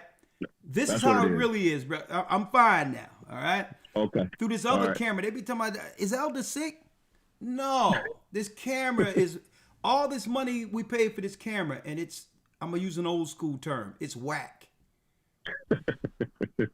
Thank you, my brother. Yeah, I even got my a higher power sweatshirt on. I had my son print them up back when we had the printing press, and I sent the printing press out to you guys because I didn't have any more space for it, and I sent it out about a year ago, a little bit over a year ago, out to the church body. But yeah, he even printed it up. You know, you guys gave us the name, right, and we've been running with it ever since. Amen. And so, like I said, all praises to the Most High, higher. We appreciate everything that you do. Elder Lawyer, had a chance to talk to him for a brief moment this past weekend as well, and even back in Augusta last year. It's just a privilege to be part of the body. Well, brother, thank you. And guess what, brother?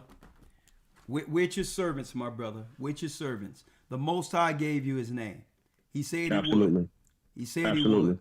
Welcome back, brother. Absolutely. And I'm an Academite. I can't even count how many I've been there. It's well over 25, but I'm an Academite, been rolling since like 2018. And just the experience is absolutely phenomenal. I've learned more since I've joined than all 40 years that I was in the Christian church prior to that. You can't even quantify the learning and the knowledge and the history, both within the Word, within the Apocrypha, within the Pseudepigrapha, within all the other actual texts, and then outside of that, in just history that gets brought through that academy. It is, you cannot beat it.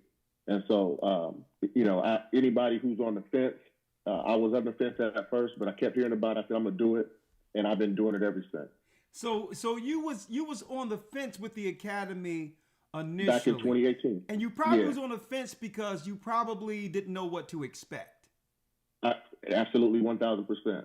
Right? You didn't know what to expect. I just said, the Most High wouldn't have brought me this far and then put the academy in front of me and me not do it. So I need to go ahead and do it and find out about it. And I ain't missed one cent.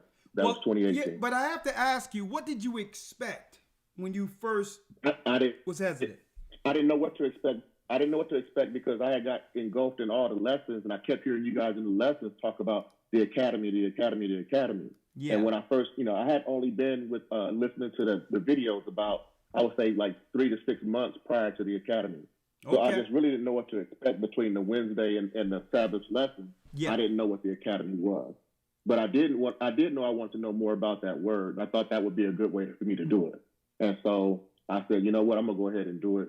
The best $150 that I've spent in a very, very, very long time. And like I said, I ain't missed one cent.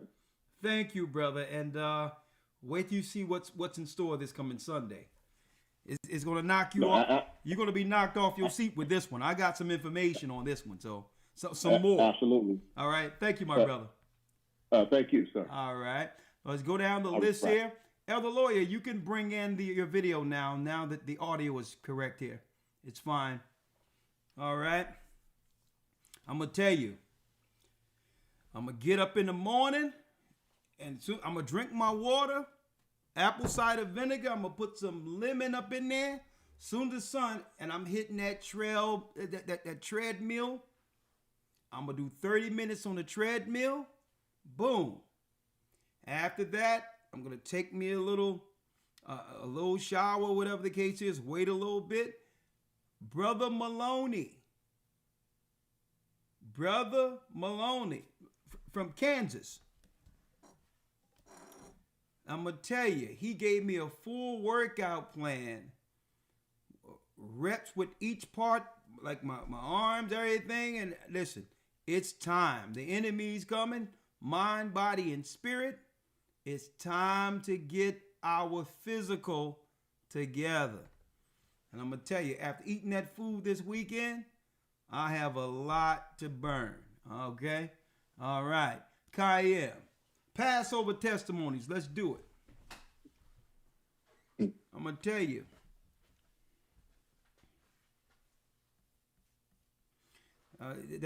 That other camera made me look like Chub Rock. That's that old school for those who don't know Chub Rock. Chub Rock had you up in the, I'm going to tell you, back when in the world, boy, when you had that S curl, listen, it wasn't about standing on the wall. There ain't no wallflower. You know, you sitting up there, you see what I'm saying? You doing the you know what I mean? The hammer time. Chub Rock. I don't know if y'all remember that Chub Rock back in the day. That's what the other camera had me looking like old Chub Rock. I'm back, y'all. Kayem. Blessed Passover week, young man. Talk to me.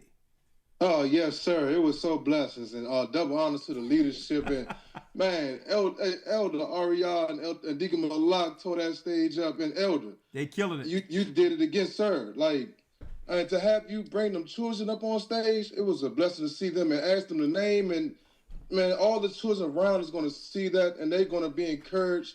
Even with the play. The play was so awesome. And it's like, again, like Lucifer got an Academy Award. I was like, hold up. I was like, but Elder, it was wonderful, and I was able to meet a lot of people in the chat. Tramika, I was able to meet Talea and Marie, and I was able to meet Hebrew Harris. I was able to meet Brother Fogg. I was able to meet so many people, Elder, and that's what you said. I remember you said, you was like, you know, you don't know that people, you inspire people to keep going. And I know that you put the fire in me every week, you and Elder Lawyer, and it gets me going. And brother came up to me, he's like, man, you know, I helped him what he was going through. And I was like, that's a blessing, because I needed to hear that. It's like, and that's what the Passover was for Yeshua. He's the word. And them words that was given to us was giving us the fire to continue to go back to the world and say, you know what, we can do it. We can do what our elders say and finish. That's and right. Elder, like, yes, sir. I remember, like, so I was playing music, so I always keep my boombox with me. So I was playing my music. I play Stevie Diamond at first. So I'm coming up the stairs and I'm playing You Save Me, right? So I'm like, why everybody sitting here and, you know, we ain't going in? So next thing you know, Elder, while I'm playing the music, and people probably was like, man, y'all set this up. Elder, you coming down the stairs as You Save Me coming down. I was like, you know what? You can't make this up. Elder, I was like, you cannot make this up. I said, oh, praises. I came in as on the right time, and it was just a beautiful thing just to see everybody there, the love. You know what I mean? Everybody coming together, and you know what I mean? Just see Elder Hannah do a prayer just to open up the heavens for us, and it was just so wonderful just to see everybody. I mean, just the rock. I knew he was gonna have them California shades on. I was like, look at.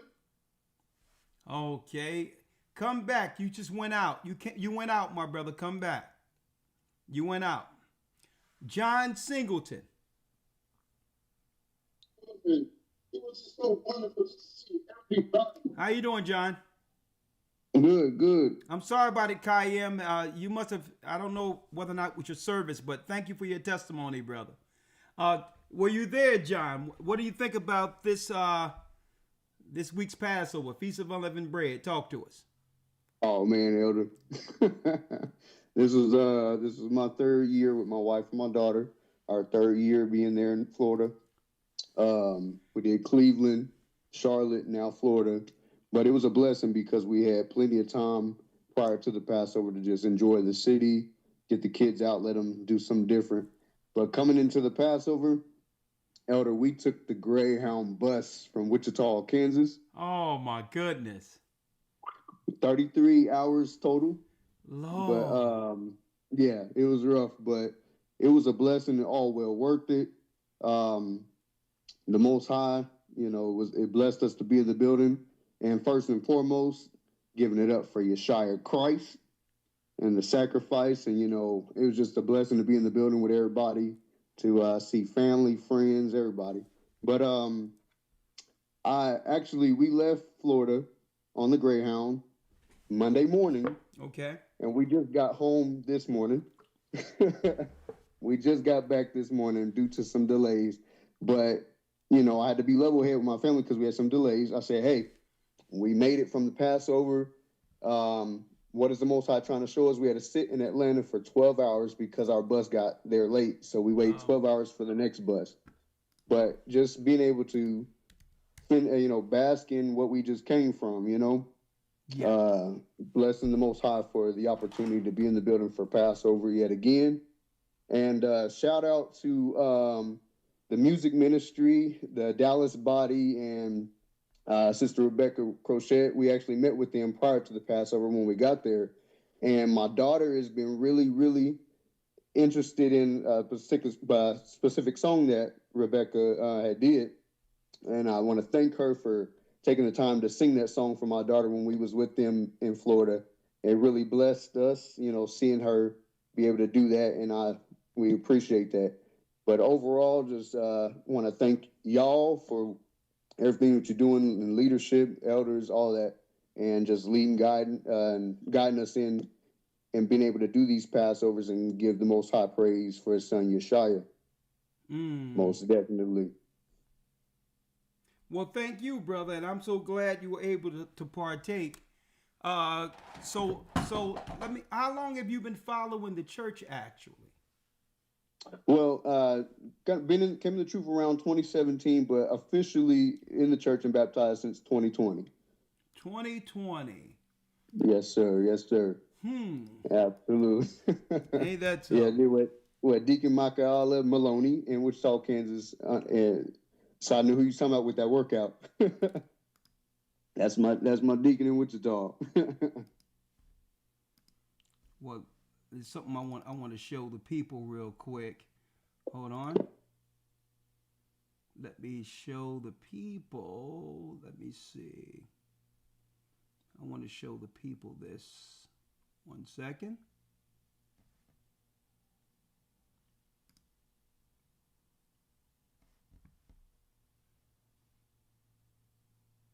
All right.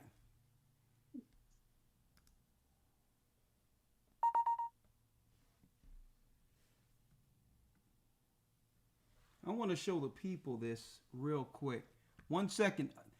You can let yourself out, brother. I'm going to reach out to you because it's time for you to do some work where you at. So I want to talk about you doing something with our church in your area, right? Yes, sir. So yes, sir. And the next time you got to travel so long, reach out so I can give you some alternatives. I don't want you on that road 30 hours like that anymore. So, all right. So I'm going to be reaching out to you. All right. All right. Appreciate it. My brother. All right. All right. You can let yourself out real quick.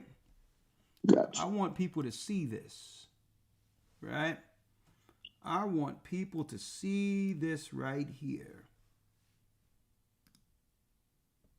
right? Under preview. Check this out, brothers and sisters. Check this out. Tell me that our calendar, the Most High gave us a 364-day calendar to put everything back on point. Tell me if this isn't deep.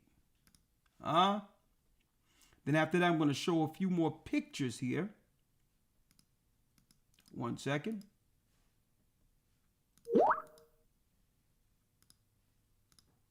Tell me this isn't deep. Right here, preview. Right there, preview. Boom, there it is. Under browser and preview.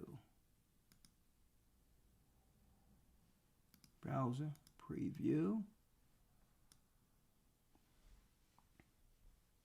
Look at this. Look at this real quick. Look at this. Look at this. Right there. Put the phone down. Look at this right here. Right? We were looking at the 364-day calendar, right? Christ gave up the ghost Friday sundown, 2 weeks from what? The new month, the new year. And look what it says here. I want y'all to see this. March 25th lunar eclipse. A total eclipse. Look at this. A total eclipse, look right here, will occur at the moon's descending node of orbit on Friday. Look, Friday, March 14th, 2025. With an umbral magnitude of 1.1804, a lunar eclipse occurs when the moon moves into the Earth's shadow, causing the moon to be darkened. What happened when Christ gave up the ghost? Darkness over the land. On the same night he was crucified. Tell me that calendar isn't on point when it comes to Sabbaths and Passover. Tell me it's not on point. Look at that. It doesn't get any more exact than that. The Passover is Sabbath, the second Sabbath from the first of what? The first of a solar and lunar cycle every year. It's the second Friday from equal parts night, equal part days. That's why, brothers and sisters, y'all have to get that calendar. If not for any other reason than being on point for Sabbaths and holy days. It's right on point. Look at that. Right on point. All right. All right. I have a few more people. I need all your testimonies. I'm going to be on for another 30 minutes. In the meantime, and again, all praises be to the Most High. Hit the like button. Thank you for all your support, all you brothers and sisters do to support this work. I really appreciate it. I see, okay, I got Rosa, hold tight. I have someone from the islands, Island, the Hardy family. All of you just hold tight while I go through a few of the slides. This was the first night where all the leaders of the church got together.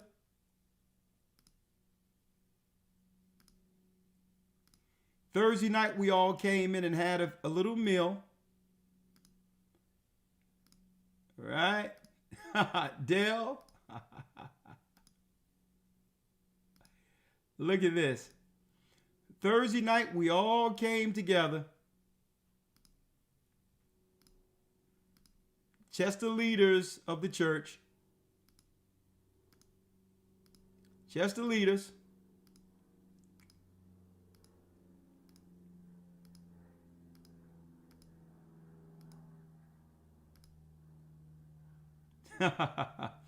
Oh yeah. I got to get it together. Yeah, I definitely got to get it together. Yeah. I'm going to be on that treadmill tomorrow morning. Uh-huh.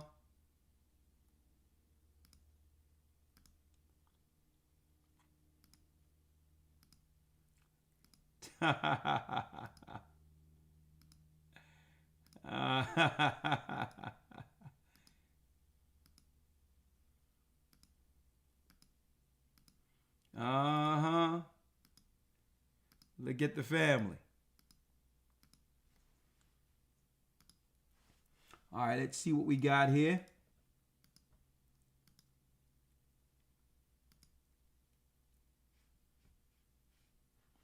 Yes, yes, yes. That was the leadership. And of course, there's many from the Passover day that we're going to show this coming Friday. But boy, what a celebration. What a celebration. Passover testimonies. Rosa Tucker. How you doing, Rosa? Coming Friday.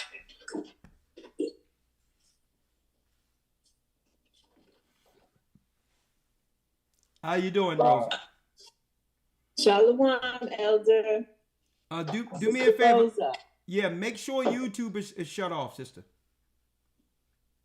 Okay. Or at least mute it. You don't have to shut it off, but mute it. I did. Okay. How are you, Miss Lady? How are you? I'm fine. I'm fine, Elder. Praise the Lord. Yes, this was my first Passover ever.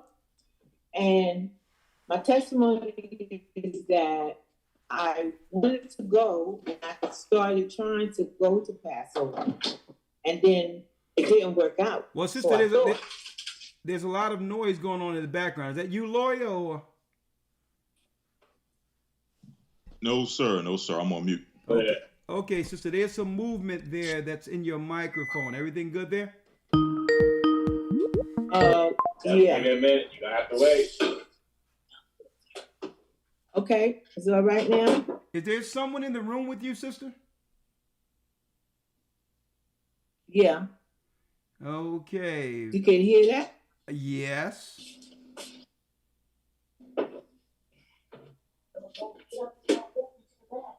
Mm-mm. I'll tell you. Okay, Elder knows. Nobody in here now. They're going. Is it quiet now? Can you hear me? Yeah. Go on. Okay, so anyway, the Lord blessed me to be able to come to the Passover. And I was so happy because I was in the Philly body, and now I'm down in South Carolina, so I'm in the Orangeburg body.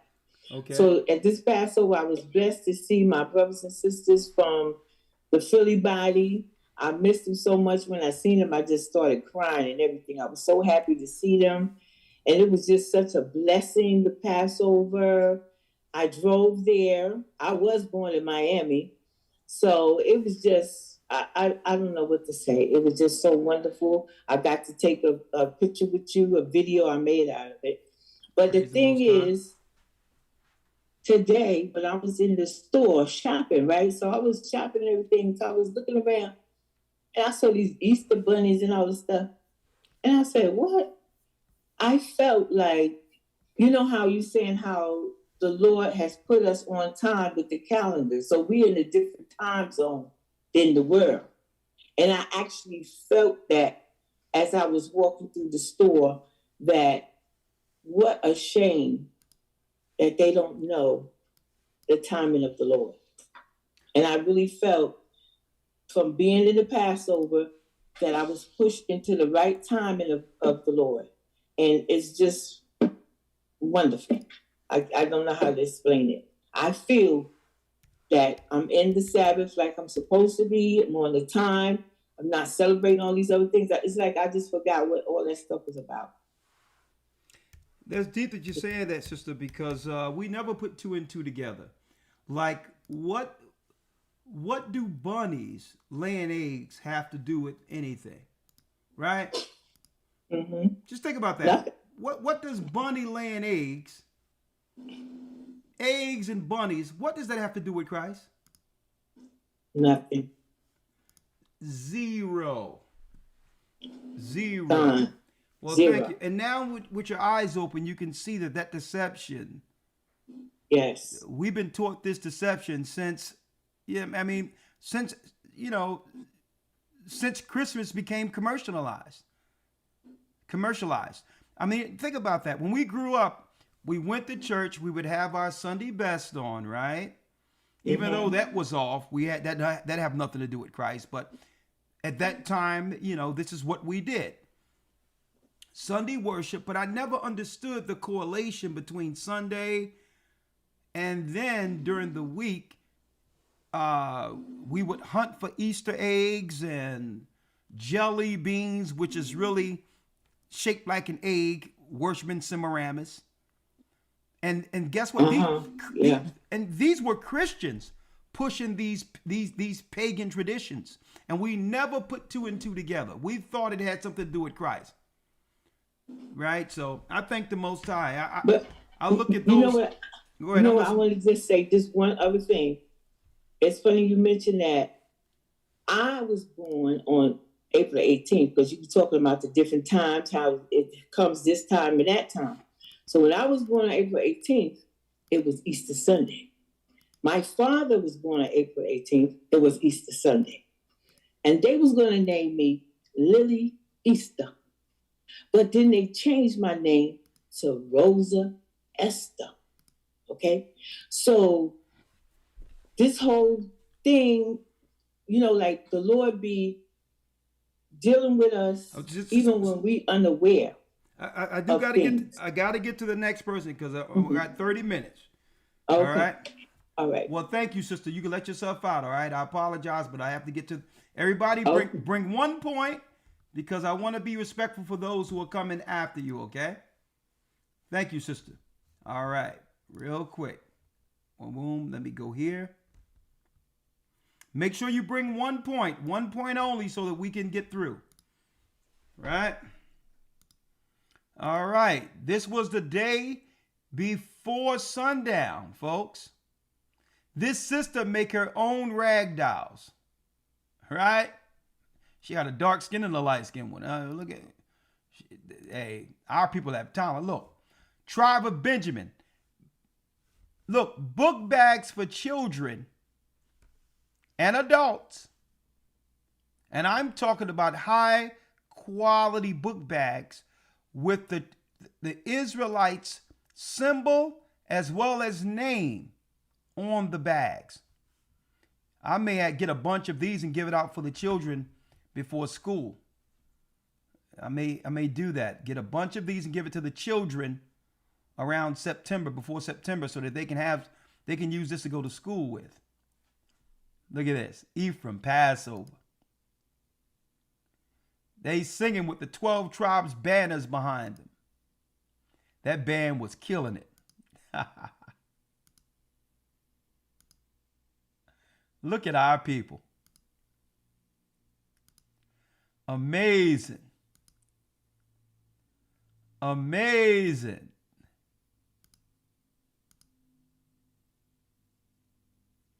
Lord have mercy.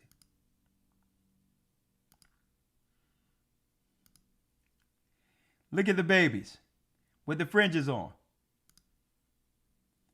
Look at that there. Thousands of God's people, saints of the Almighty. Look at that. Whoa, what's going on here? To Zion. To Zion, huh?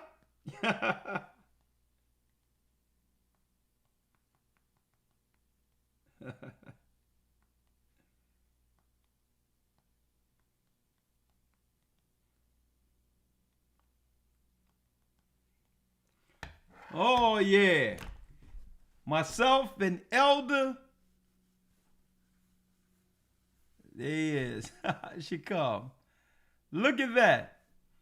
I feel the Spirit calling me.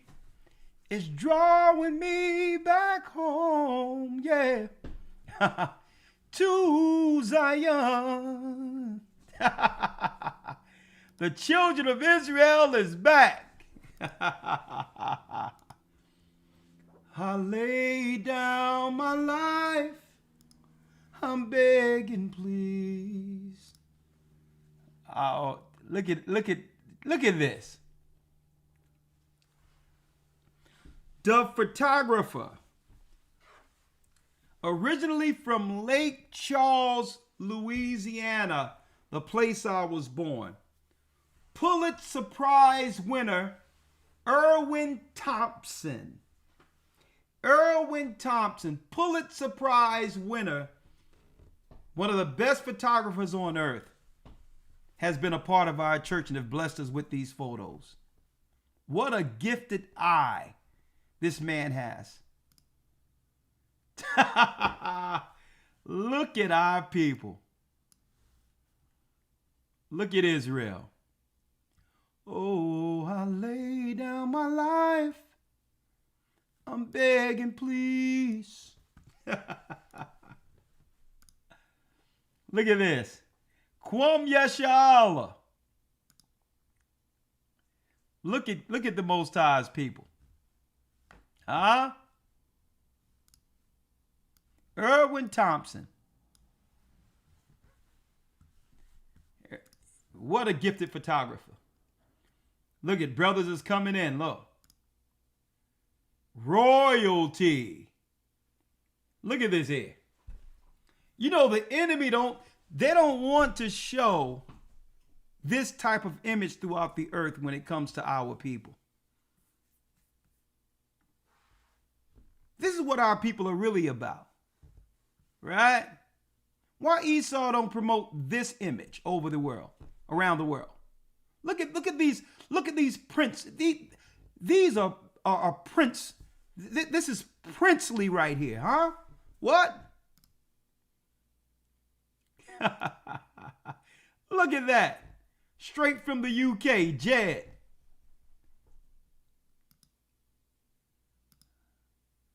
Fresnel, look at it. The Thunderzar.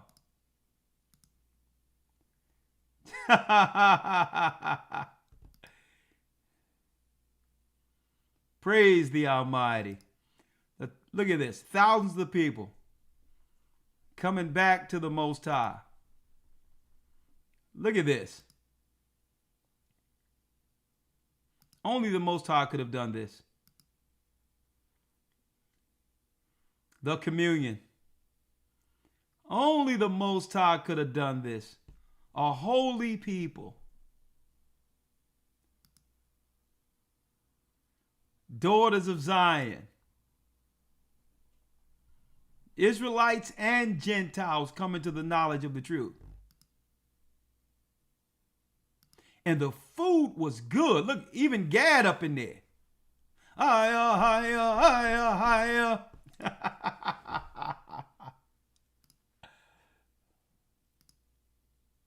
The play. Cain and Abel.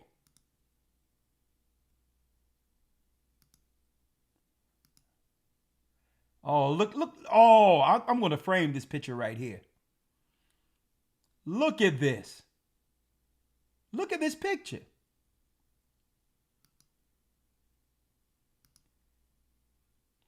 Benjamin. Yahudah. Hazel. Oh, look at that hat. What? Look at that hat suspended in there. Lord, I'm going to tell you something, boy. Look at Bishop and family. Amazing. Amazing. Praise the Almighty. Praise the Almighty. The 12 tribes of Israel is back. The enemy is peeved right now, but they can't do nothing about it.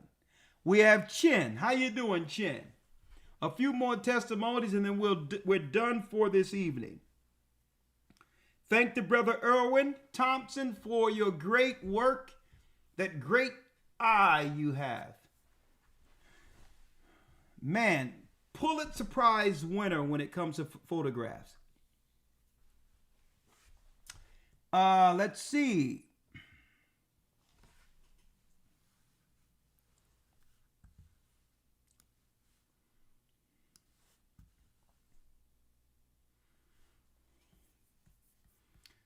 Barak, I know Barak Yad. I know Barak Yad is he's looking at this. Hold on. Hey Chin, unmute yourself.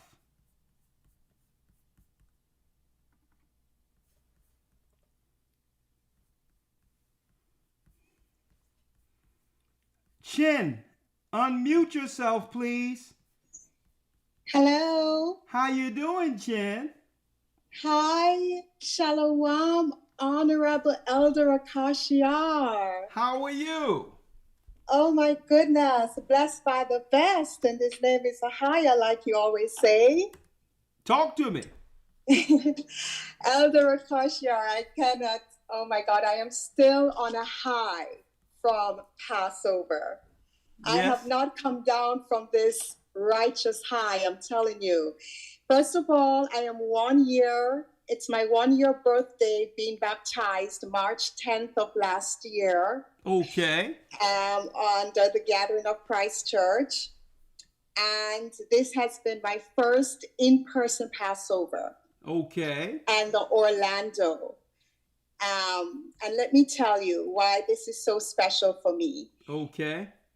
3 years ago, 2021, when I first saw the first Passover, I witnessed it virtually. And everyone from you to all the other elders, to the artists that I listened to Sister Shirley. I mean, I felt like I know everybody. Keep on talking. I'm listening.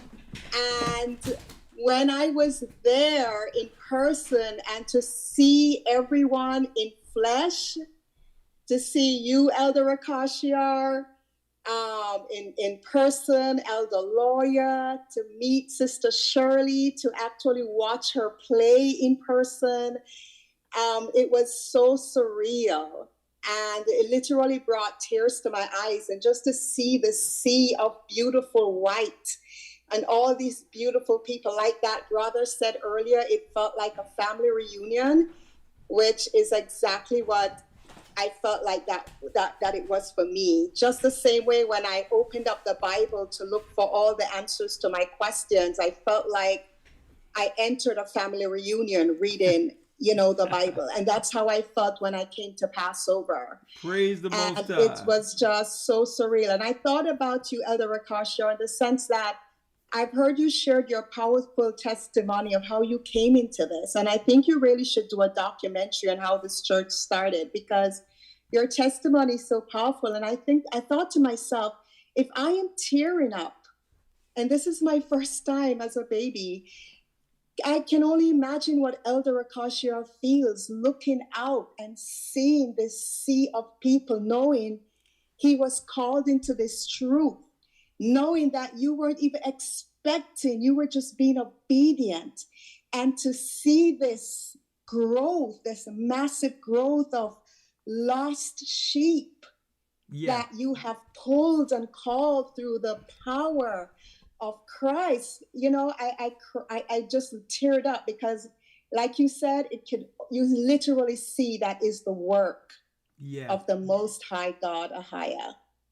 And I'm just so grateful for you.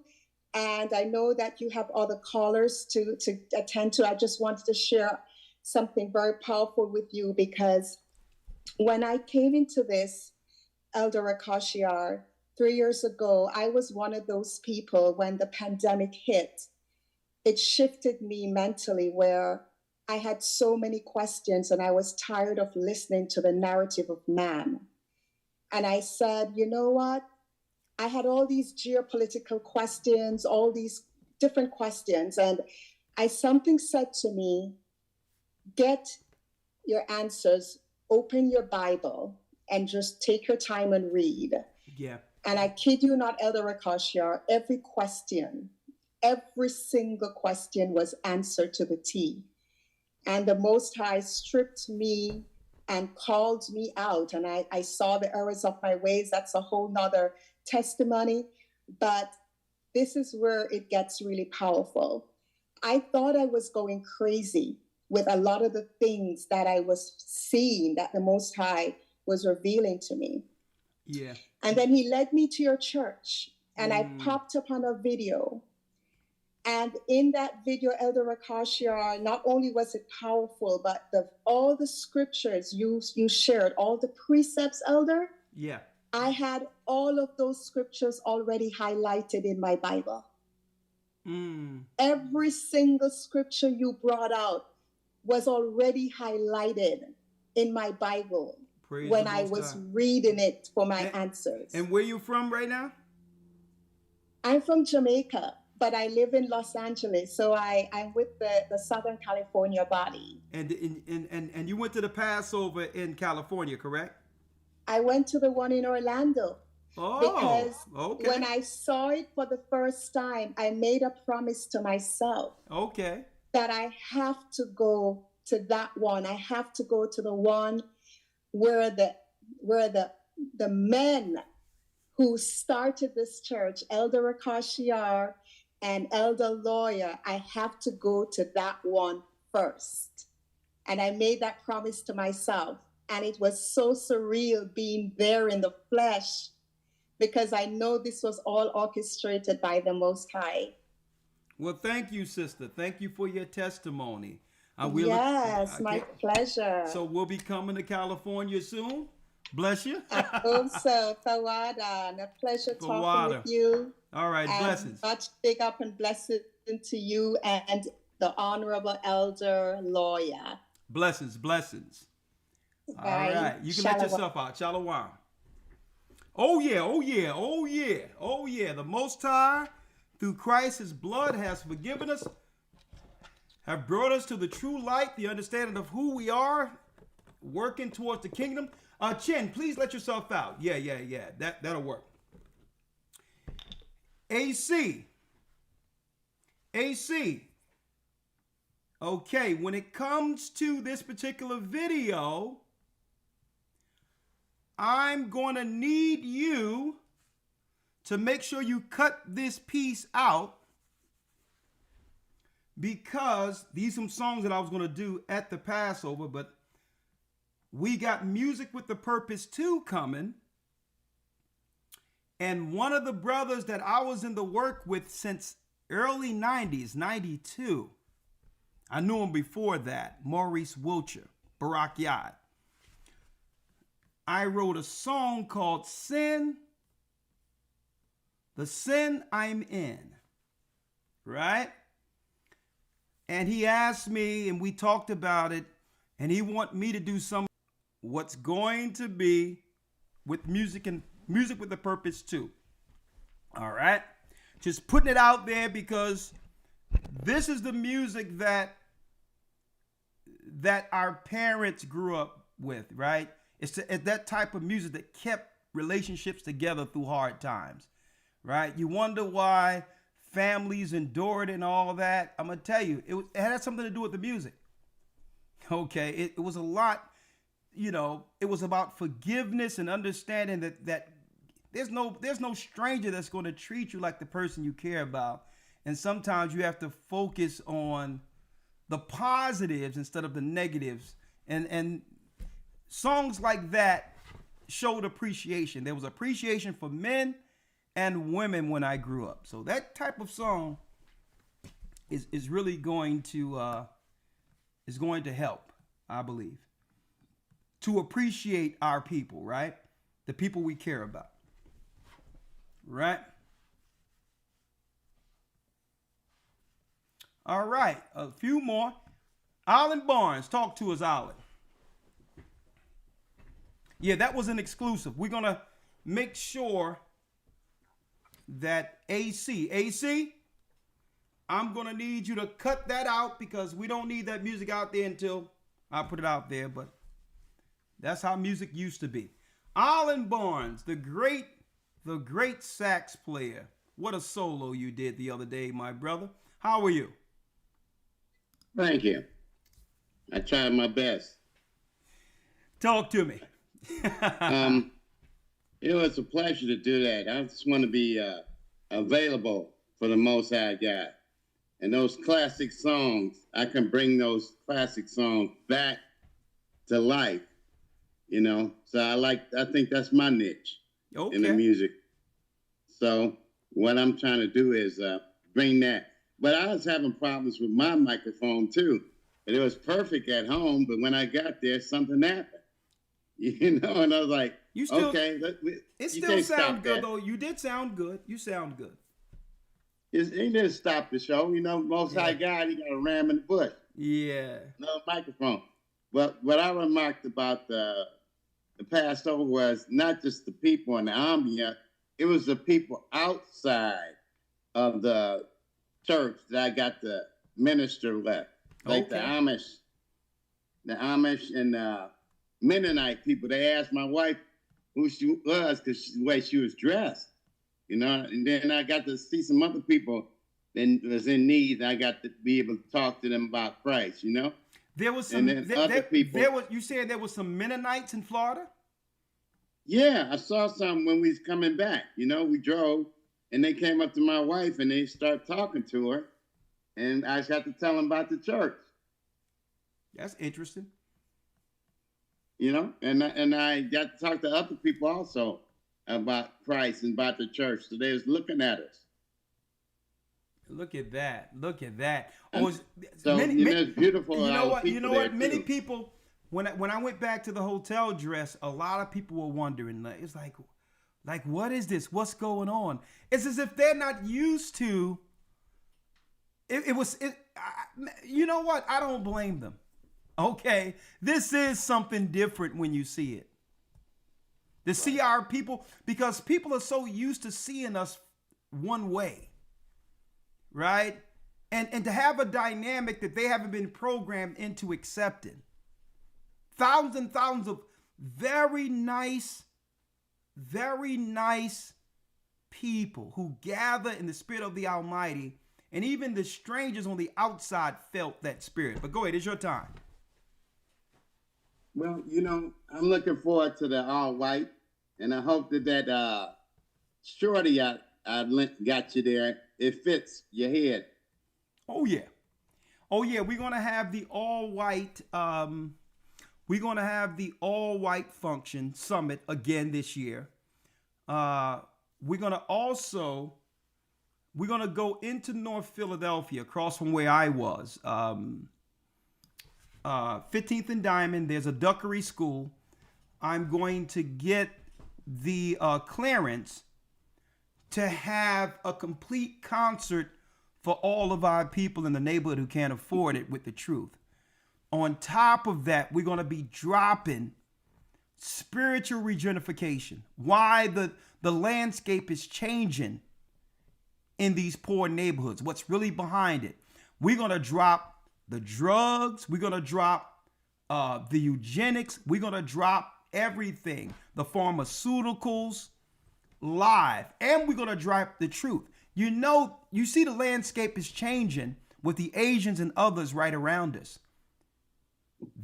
Listen, that's not by happenstance. This is intentional. It's not, this is a soft genocide. And I'm going to talk about that right there in the neighborhood I grew up at, 15th and Diamond. Hey, I'm going to say, listen, I wouldn't tell you. Listen, if I didn't love you, I wouldn't tell you. I wouldn't have told you. I don't expect y'all to hear what I'm saying. You can probably think that this is just Junior, the guy you grew up with, singing and dancing and all that. But Junior is in here somewhere, but that thing is over. It's who I've become. And I'm going to tell you right now, if you don't listen, you're going to fall for the next thing that's about to go down.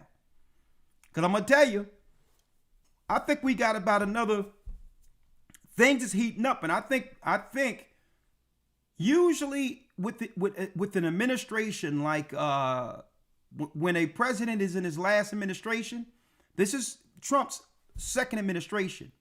Usually on the way out, they do what they wouldn't have done with their first term. And I think before he gets out there, probably about 2 years from now, I'm putting it out there right now, 2 years or a year where he only got a few months left, the third or fourth year of his term, I believe he's going to declare outright war on Iran. And this is why we have to start getting ourselves together. They're priming the pump for it right now. And just like, look at what Obama did. He didn't do this gay marriage thing until he only had what? He only had 3 months to go. So really, that was his plan the whole time. But he waited until the end term where, he didn't care about jockeying for votes anymore to actually show people what he was put in position to do. To actually, he was put in position to destroy marriage. How do you destroy a country? How do you destroy everything? Well, if you destroy family, family is the foundation of any country. Okay? Because without family, if a man doesn't have family, well, guess what? There's nothing to fight for. So why would he put his life on the line for a country when there's nothing he have to save in the country? He have no legacy, no genealogy, no hope of family. So that would discourage a man for going to war. For what? So when Obama put that thing out there with gay marriage and made that a law in America, that was the end of marriage in America. Now look at relationships. But again, Barnes, he waited until it was too late. He waited until he was about to go out the door. He had one foot out the door. He only needed to trick our people long enough to give him a second term. And now here's Trump in his second term. And before he go out, I believe he's going to go out with a proverbial boom. So we only got about 2 to 3 years. I think he's going to let this stuff loose on Iran and declare it outright in about 2 years. We're going to have ourselves together and our people ready. And I'm going to be out in the streets telling them. I'm going to be at the concerts. Listen, any avenue. If I got to use the music for the avenue to be before many people, I'll do that. As long as the message is out there. Go ahead. I'm with you on that. I'm 100% with you, and I'm ready to go to war with you. So we can do what we got to do. Well, thank you, brother. And guess what? There's many levels of war, right? Look at what they did with the music business. That was a form of warfare to destroy our image. So we can use the music and the love and power that it comes through the music to actually destroy what they're trying to do negative with it, to get before so many people. Brother, we're going to be before brothers and sisters in Africa, everywhere with this music. We're going to tell them all at once. We're the children of Israel, and we only have but so much time. And the people get ready. The train is coming. Exactly. And the more we come together in one spirit and pray to the Almighty before the throne, guess what? That power comes back to unite us and hedge us through Jacob's trouble. So that's why we have to go out and prophesy and bring it all together, regardless of the bait we use to bring people in. At the end of the day, the book is open, and you realize that you have an important part, not just Elder Ricard, in finishing what the Most High started. Right? Amen. My brother, thank you. That second song sound like Sam Cooke. Oh, yes. It got that vibe a little bit. Yeah, I heard it. Yeah, it got that Sam Cooke. I'll see you soon. Let's get that thing going, but all white. I'm ready. We're gonna do an all white summit this year, and we're gonna do some inner city teaching, and we're gonna have giveaways. So not only are we be teaching the people, we're gonna be feeding the people. Right, our people are out of work and all that. We're gonna feed them. We're gonna give out clothing. We're just gonna be there for our people. You know what I mean? Not expecting anything in return. When we go out there to the poor and to our people we grew up with the music, this is all, whatever money we have, we putting it in. Just to wake up our people. There will be no collections, no nothing. When we amongst the body, of course, the Bible says that we must 3 times a year, we collect for in the church. But when it comes out for charity, we take the money and give it so that our people have something, right? So we have to sow some seeds because our people are surrounded on every side. Okay. The mental health thing is being aimed towards us. They want to get us on that. The sorcery, when it comes to certain medications, we got to look into it, at least look at the side effects of a lot of these things. and have a sound mind and a sober mind to get through this. So I need, and guess what? By going to them, I don't have to worry about a shadow ban. I don't have to worry about censoring and biting my tongue concerning my thoughts in fear of someone taking something from me. This channel is so important because it hits so many people at once. I'm on how many corners right now? Okay, of course I can be on one corner and be effective and record it and put it up on another platform. But the true battleground for eyes and ears is YouTube. And that's why I'm very careful. I don't understand it. Yeah. I don't understand why they got something against such a beautiful thing that we presented there. It was so beautiful. You know why? They're against God. That's all. You know why? You know why? It. Because it shows unity. But it also, to them, it's nothing they can use to weaponize the world against us. They need us acting out, acting a fit, sinning. They would have loved it if there would have been some people on some poles somewhere, behinds out, straight sin and debauchery. They would have loved it. They would have. Let me tell you, every news circulation throughout Florida, Orlando would have been there to record debauchery, because that's the only thing. They hate to see us heavenly. Yeah. Right? That's what I know. I know that. Yeah. So hey, regardless of what they're trying to do, we're going to push forward together and be a light to the world. Thank you, my brother. Okay. Shalom. I'll see you soon, brother. I love you. Shalom. I love you too, my brother. Out. All right. You can let yourself out real quick, and I can bring in the Hardy family. The Hardy family, where are you? Make sure you unmute.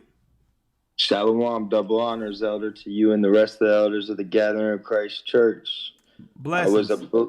I was one of the many blessed brothers and sisters and children of the Most High to be able to partake in my 5th Passover. And all I can say is a few Passovers ago, you had a lesson about staying at the table with Christ. And every Passover, I make that my focus to make sure that, you know, I'm looking back on my years, looking back on where I do fall short, and making sure that there's no problems there before I take that communion, and understanding what you told me when I first called you on Blog Talk. And that's the greatest thank you, is to finish with me. And despite all my flaws and errors, that's my mission, is to finish with this ministry, is to finish knowing that I did my best. Finish with my family. 3 weeks prior to coming to Passover, I had a beautiful daughter. Each and every one of my children have been raised in this truth, under this ministry, under Christ's ministry. And, you know, to hear and see them grow in this truth with me, it's something that I will die doing to continue. It's something that I will do until my last breath, for them and for the body of Christ, and for what Christ has done for me and what the Most High has done for me. And it starts with just attending class, working on myself, continuing to battle, like Deacon Malak said, like Elder Ariah said, we're stepping over demons in the kingdom, and the kingdom's in us. It's in you, Israel. You are the kingdom. The Gentiles are the kingdom of heaven, too. Us united under the Most High, Ahaya Bahashim, Yeshaya will walk, healed through his mercy and his grace. That's the kingdom of heaven. And that's what we represented in Orlando. And bless you, Elder. I yield. Well, bless you, brother. And based on when I make those statements, the only thank you, or the best thanks you could do, is to finish. Because really there is no choice but to finish. Right.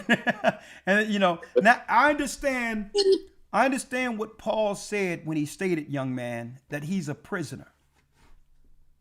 When you first get this truth, you're so excited to get all the information throughout history that was kept from our forefathers all the way up until to the time we were here searching for this truth, right?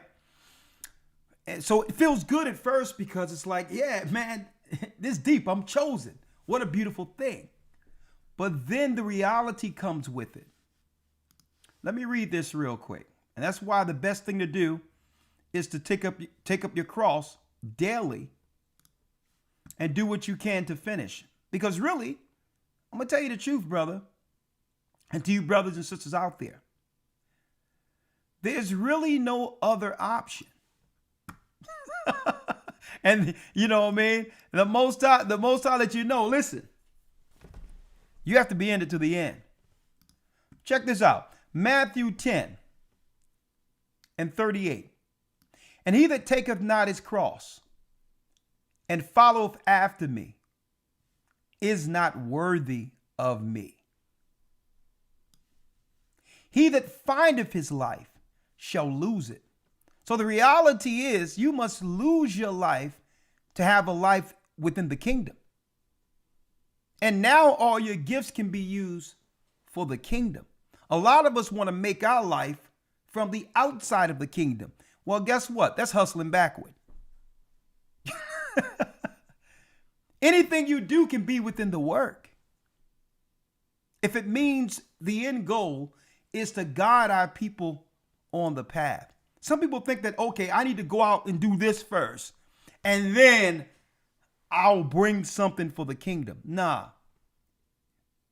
It's nothing you can bring for the kingdom more than just yourself. He that findeth his life shall lose it, and he that loseth his life for my sake shall find it. Now in the truth, we find our purpose. Why? We go through our careers and all that in the world, and guess what? Those things are to be commended when someone meet accolades in the world. But all in all, you build yourself under that, and suppose they fire you. You put all your eggs in that basket, getting MBAs and all these others, and now none of those degrees mean anything for employment. You're like, well, what did I do all this studying for? One thing about studying for the kingdom, you know it's rewarded on this side and in the kingdom to come. Let me read this. So yeah, the truth can be fun. It is fun. Once you find out that you're a prisoner, you have to make it what it is within the parameters the Most High have given you to bring forth Zion. Because there's no place to go. You might as well have fun being a prisoner, following the law for Christ, and doing what? And sowing seeds that can help others on to the path. Let me read this one thing before you go, young man. One other thing. Because once you get the truth, this happens, right? Matthew 12, verse 44.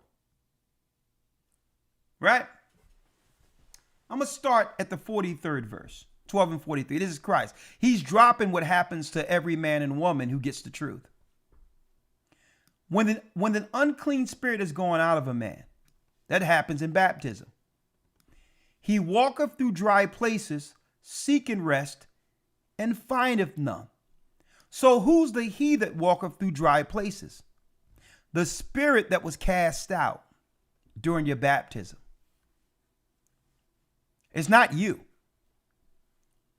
Then he saith, the spirit, I will return into mine house from whence I came out. I want that person as a host again. And when he is come, and when the spirit comes, he findeth it empty, swept, garnished. He see a person walking clean, right, with rules, with a hedge over him. So he know you have the power to recognize him. So he can't take you by himself. 45. Then goeth he and taketh with himself 7 other spirits more wicked than himself. He go find demons so that they can be strongholds on you while he operate back in the original host. And they enter in and dwell there. And the last state of that man is worse than the first.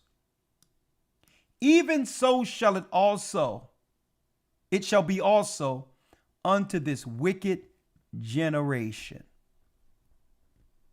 Right? So we have to realize we're prisoners because what? If we go back and decide not to do this work, which is in our conscience, it keeps us with guardrails in our lives. Because by teaching the truth, there's responsibilities that comes with it. You don't want to disappoint the people and you don't want to disappoint your God or yourself. So you stay within guardrails. Well, when you're not doing the work where what? There is no intention from day to day to actually bring people to the road. Guess who's waiting? The same spirit that went out with more demons.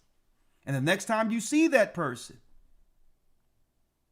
this is a lot of people don't understand what's going on when you see a person on the street talking to themselves and all that, like they're really engaged in a conversation by themselves. Folks, they are exactly where they think they are in conversations with many. You just don't see them. Because other spirits then took strongholds to hold that person within that temple, holding him down holding her down where she's trying to get out. But the other spirits have taken the person completely. So when I talk about Christ and talk about what? We're prisoners. Really, the only option we have is what Christ is saying there. Okay? We stay clean and don't allow these other spirits to come in that can overtake us, because once it overtakes us, guess what? Whatever that demon or that sin was before the truth, guess what, folks? That particular spirit, you can recognize it. And you'll do the same thing you did to rid that spirit before. You're more powerful than that spirit now. So he's going to come back with a host to take you. And once that happens, it's hard to find your way back, because one of the spirits that he bringing with him is pride. You're too proud to say, well, listen, I made a mistake or I was wrong. So that pride takes hold. And then everyone else becomes the enemy, and you've been wronged, and you're standing in your pride, which is one of the demons he brought back with him. That's the first one he bring back with him. So I just wanted to put that out, brother. With this truth, we have no choice but to finish. Look at the enemy who works for this world. Right? They're finishing. Right? I see a new executive order being signed every day. They up on their work to sustain this kingdom. Right? Yes, so, well, thank you, my brother. Thank you, Elder. All right. I only have 2 more, and then that concludes our broadcast for this evening. Passover testimonies. You can let yourself out. Familia Celez and Zaya Kwa.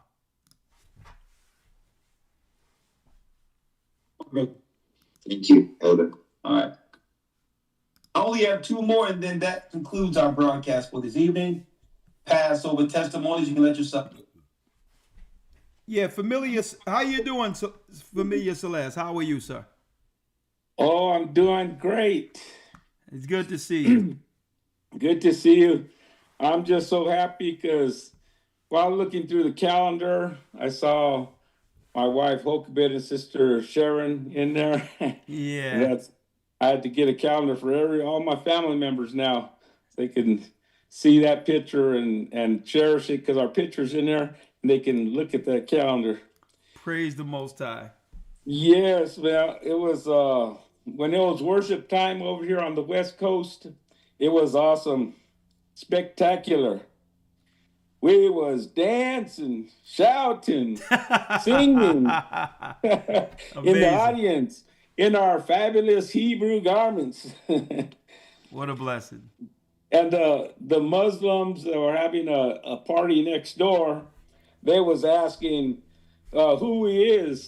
Deacon Tazadak, somebody got him. You go tell him Deacon Tazadak got that job. Yeah, but everything was so beautiful. I tell you, one of our things, we like getting our Israelite brothers together. So how do we do it?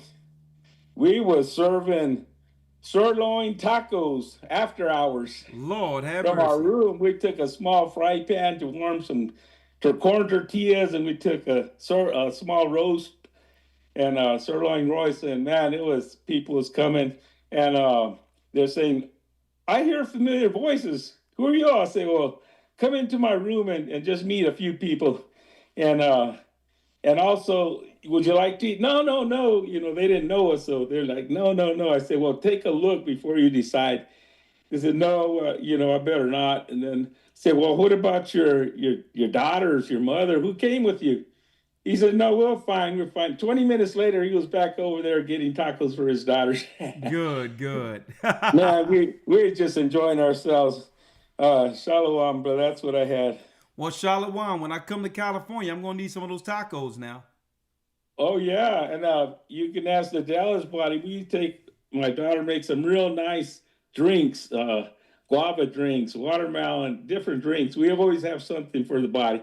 You'll get everything. Yeah. And we have lamb. One of these days, you're going to try our lamb. It's going to be awesome. Yeah, and that's how you know that the 10 tribes are Israel also. The tacos, the flatbread, the unleavened bread, all of that was the 12 tribes. And it's deep because that's because of unleavened bread. That's what I'm going to have, and that's the only bread I can have this week. Flatbread. Thank you. So yeah, make sure you get those tacos ready. All right. Shalom, my brother. You can let yourself out. Last one for this evening. Zaya Kwa, Yasha Ali. You can let yourself out, sir. Thank you, familiar.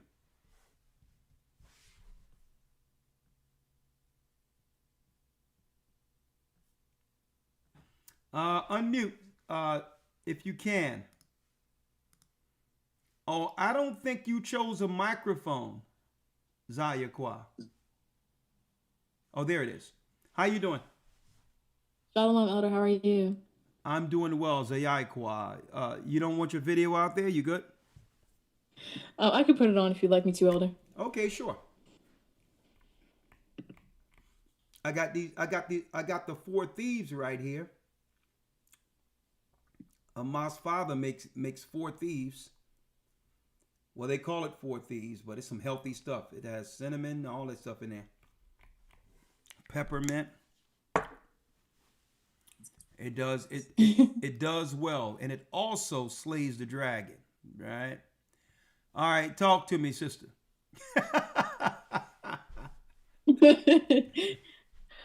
Wow, I don't even know where to start because this was my 8th Passover. Lord have mercy. How old are you, girl? And there's just... I'm 22. 22. So you've been coming to Passover since when?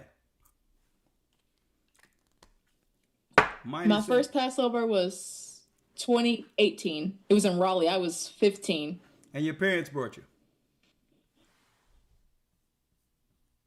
Yes, sir. My mom brought me into the truth. Look at that.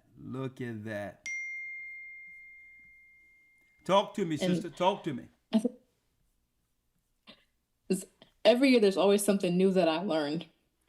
And I think especially this Passover, it's definitely been to really love the body, because really at the end of the day, when it comes down to it, all we're going to have is each other after a certain point. And I was pretty blessed because my very dear friend came from the one of the bodies in the UK to have Passover with us, and she stayed with us, and I was so excited. And it was just really a blessed, holy day, and it's just, this is the best part of the year that I'd be looking forward to. I was like, oh my gosh, it's coming up so fast. And then I blinked and I'm like, wait, why am I at home again? So you said you But always it's definitely learned, been you said you always learned something new. What did you learn Yes, sir. that you didn't know before? I guess it's not really things new, but more so lessons that I can apply, that I've learned from the word that I can apply to my life. Like taking care of other people Okay. and really understanding what Passover is for, because I know those first few years I didn't really understand like what it was all for. And then everything, I'm not going to say certain words, but everything with 2020 and 2021 happened. And it was really the Passover in 2022 that really made me realize just how important all of this was. Okay. Like coming to that Passover, oh my goodness, Elder. Is after that, because after a while I had been thinking, oh, are we ever gonna have another Passover? And then just being there among the body, that really taught me to treasure the time that we have. And because time is growing short, and I want to treasure every single time I can come together with the body and praise the Most High, because I've had the opportunity this year to be in the mass choir and with the praise team, and that praise that we lift up to the Most High is unlike anything I've ever experienced. And it's such a beautiful thing to be able to praise the Most High. And oh my gosh, I don't even have words to explain how much joy it brings me to praise, because I love to praise. Oh, that is so awesome. And it's good to see young women in the Most High with virtue, and isn't ashamed to, isn't shamed into what the world's pressures are for them. You understand? And I know there's a lot of pressure coming from the outside of you that your parents fear, right? Because it's a cruel world out there, and to see that you have a conscience towards the Almighty is the example they don't want for the daughter of Zion. So, sister, never change that. And hey, you're gonna be a great wife for a great Hebrew man. Praise the Almighty. All praise. Right? And yeah, I think you could be in this picture here. Let me see. Before I left, there was this picture here, and I just had to say Kwam Yasha Allah in the midst of all the praise worshipers and the brothers and the sisters there. Look at that. I think you're in the mix over there somewhere, but yeah. I'm gonna say, sister, hey, I know your parents are proud of you. You know that the pressures of the world haven't taken you, and just stay the course. Stay the course, sister, and for you to be in this so young. I mean, don't the young ladies around you make you feel that you're missing out on something? Oh, yes. Definitely more so when I was in high school. I remember I came back from my very first Passover, and oh my gosh, I got made fun of so much. Like, I had somebody ask me, how was the Jesus convention? And I was like, first of all, it's Passover. I was so offended at that time. I was like, really, y'all?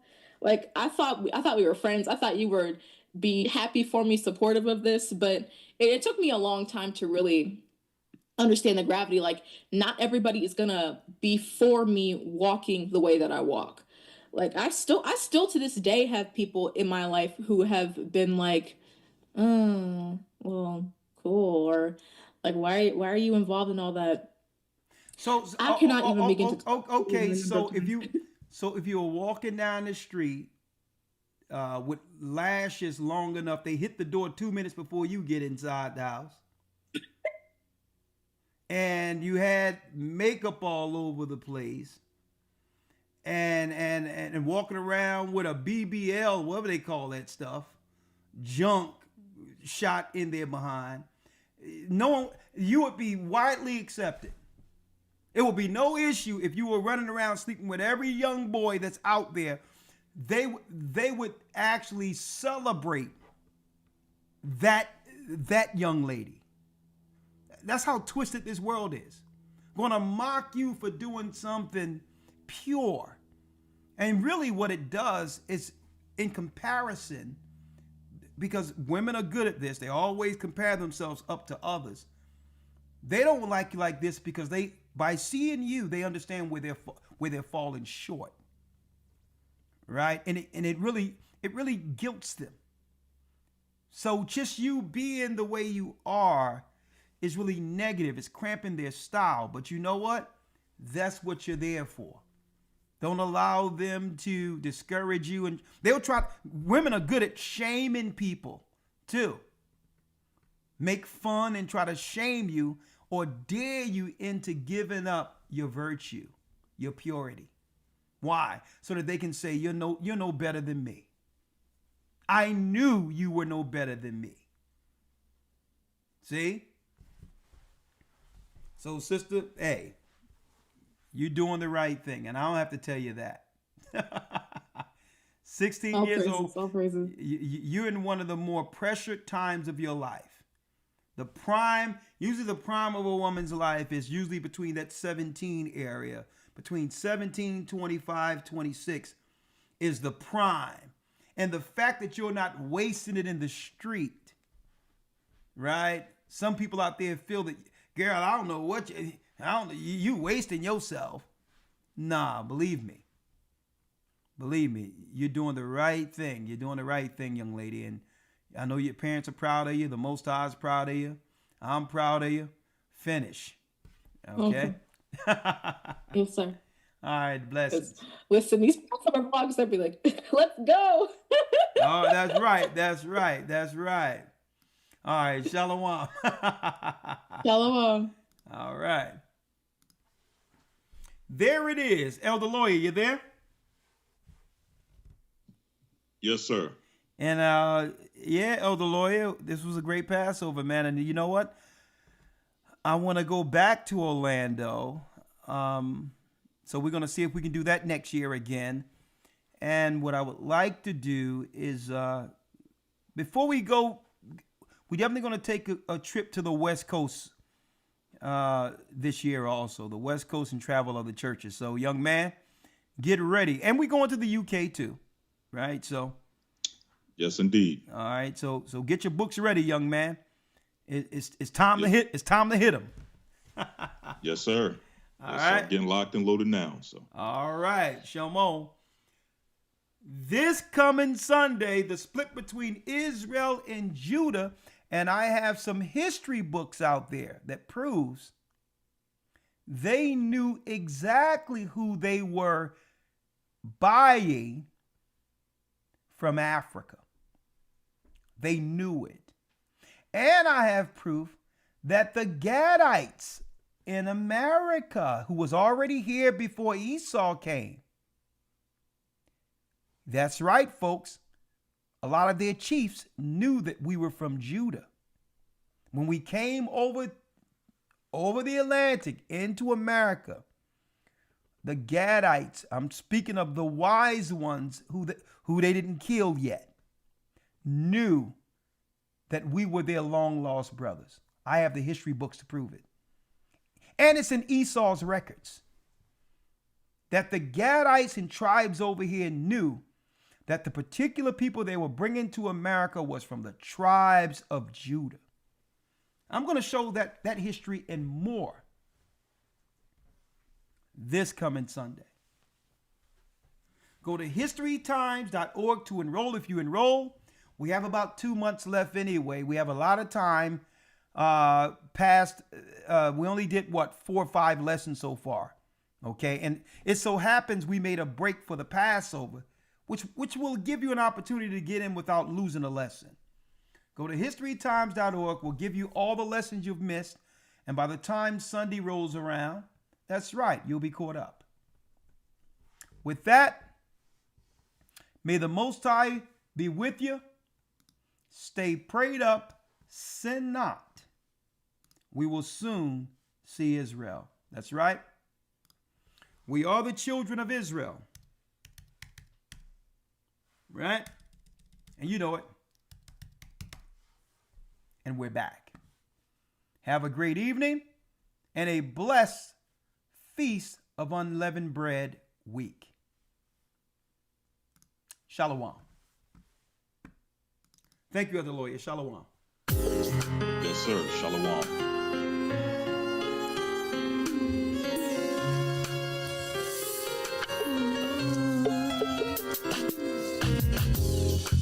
The East is where we're from.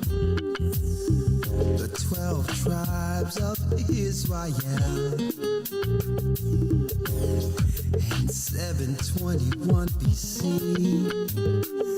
the Assyrian king, he took us down, we fell. With a great escape, we went through the Euphrates. The Lord held the water still. To a land where no mankind dwelt, we went.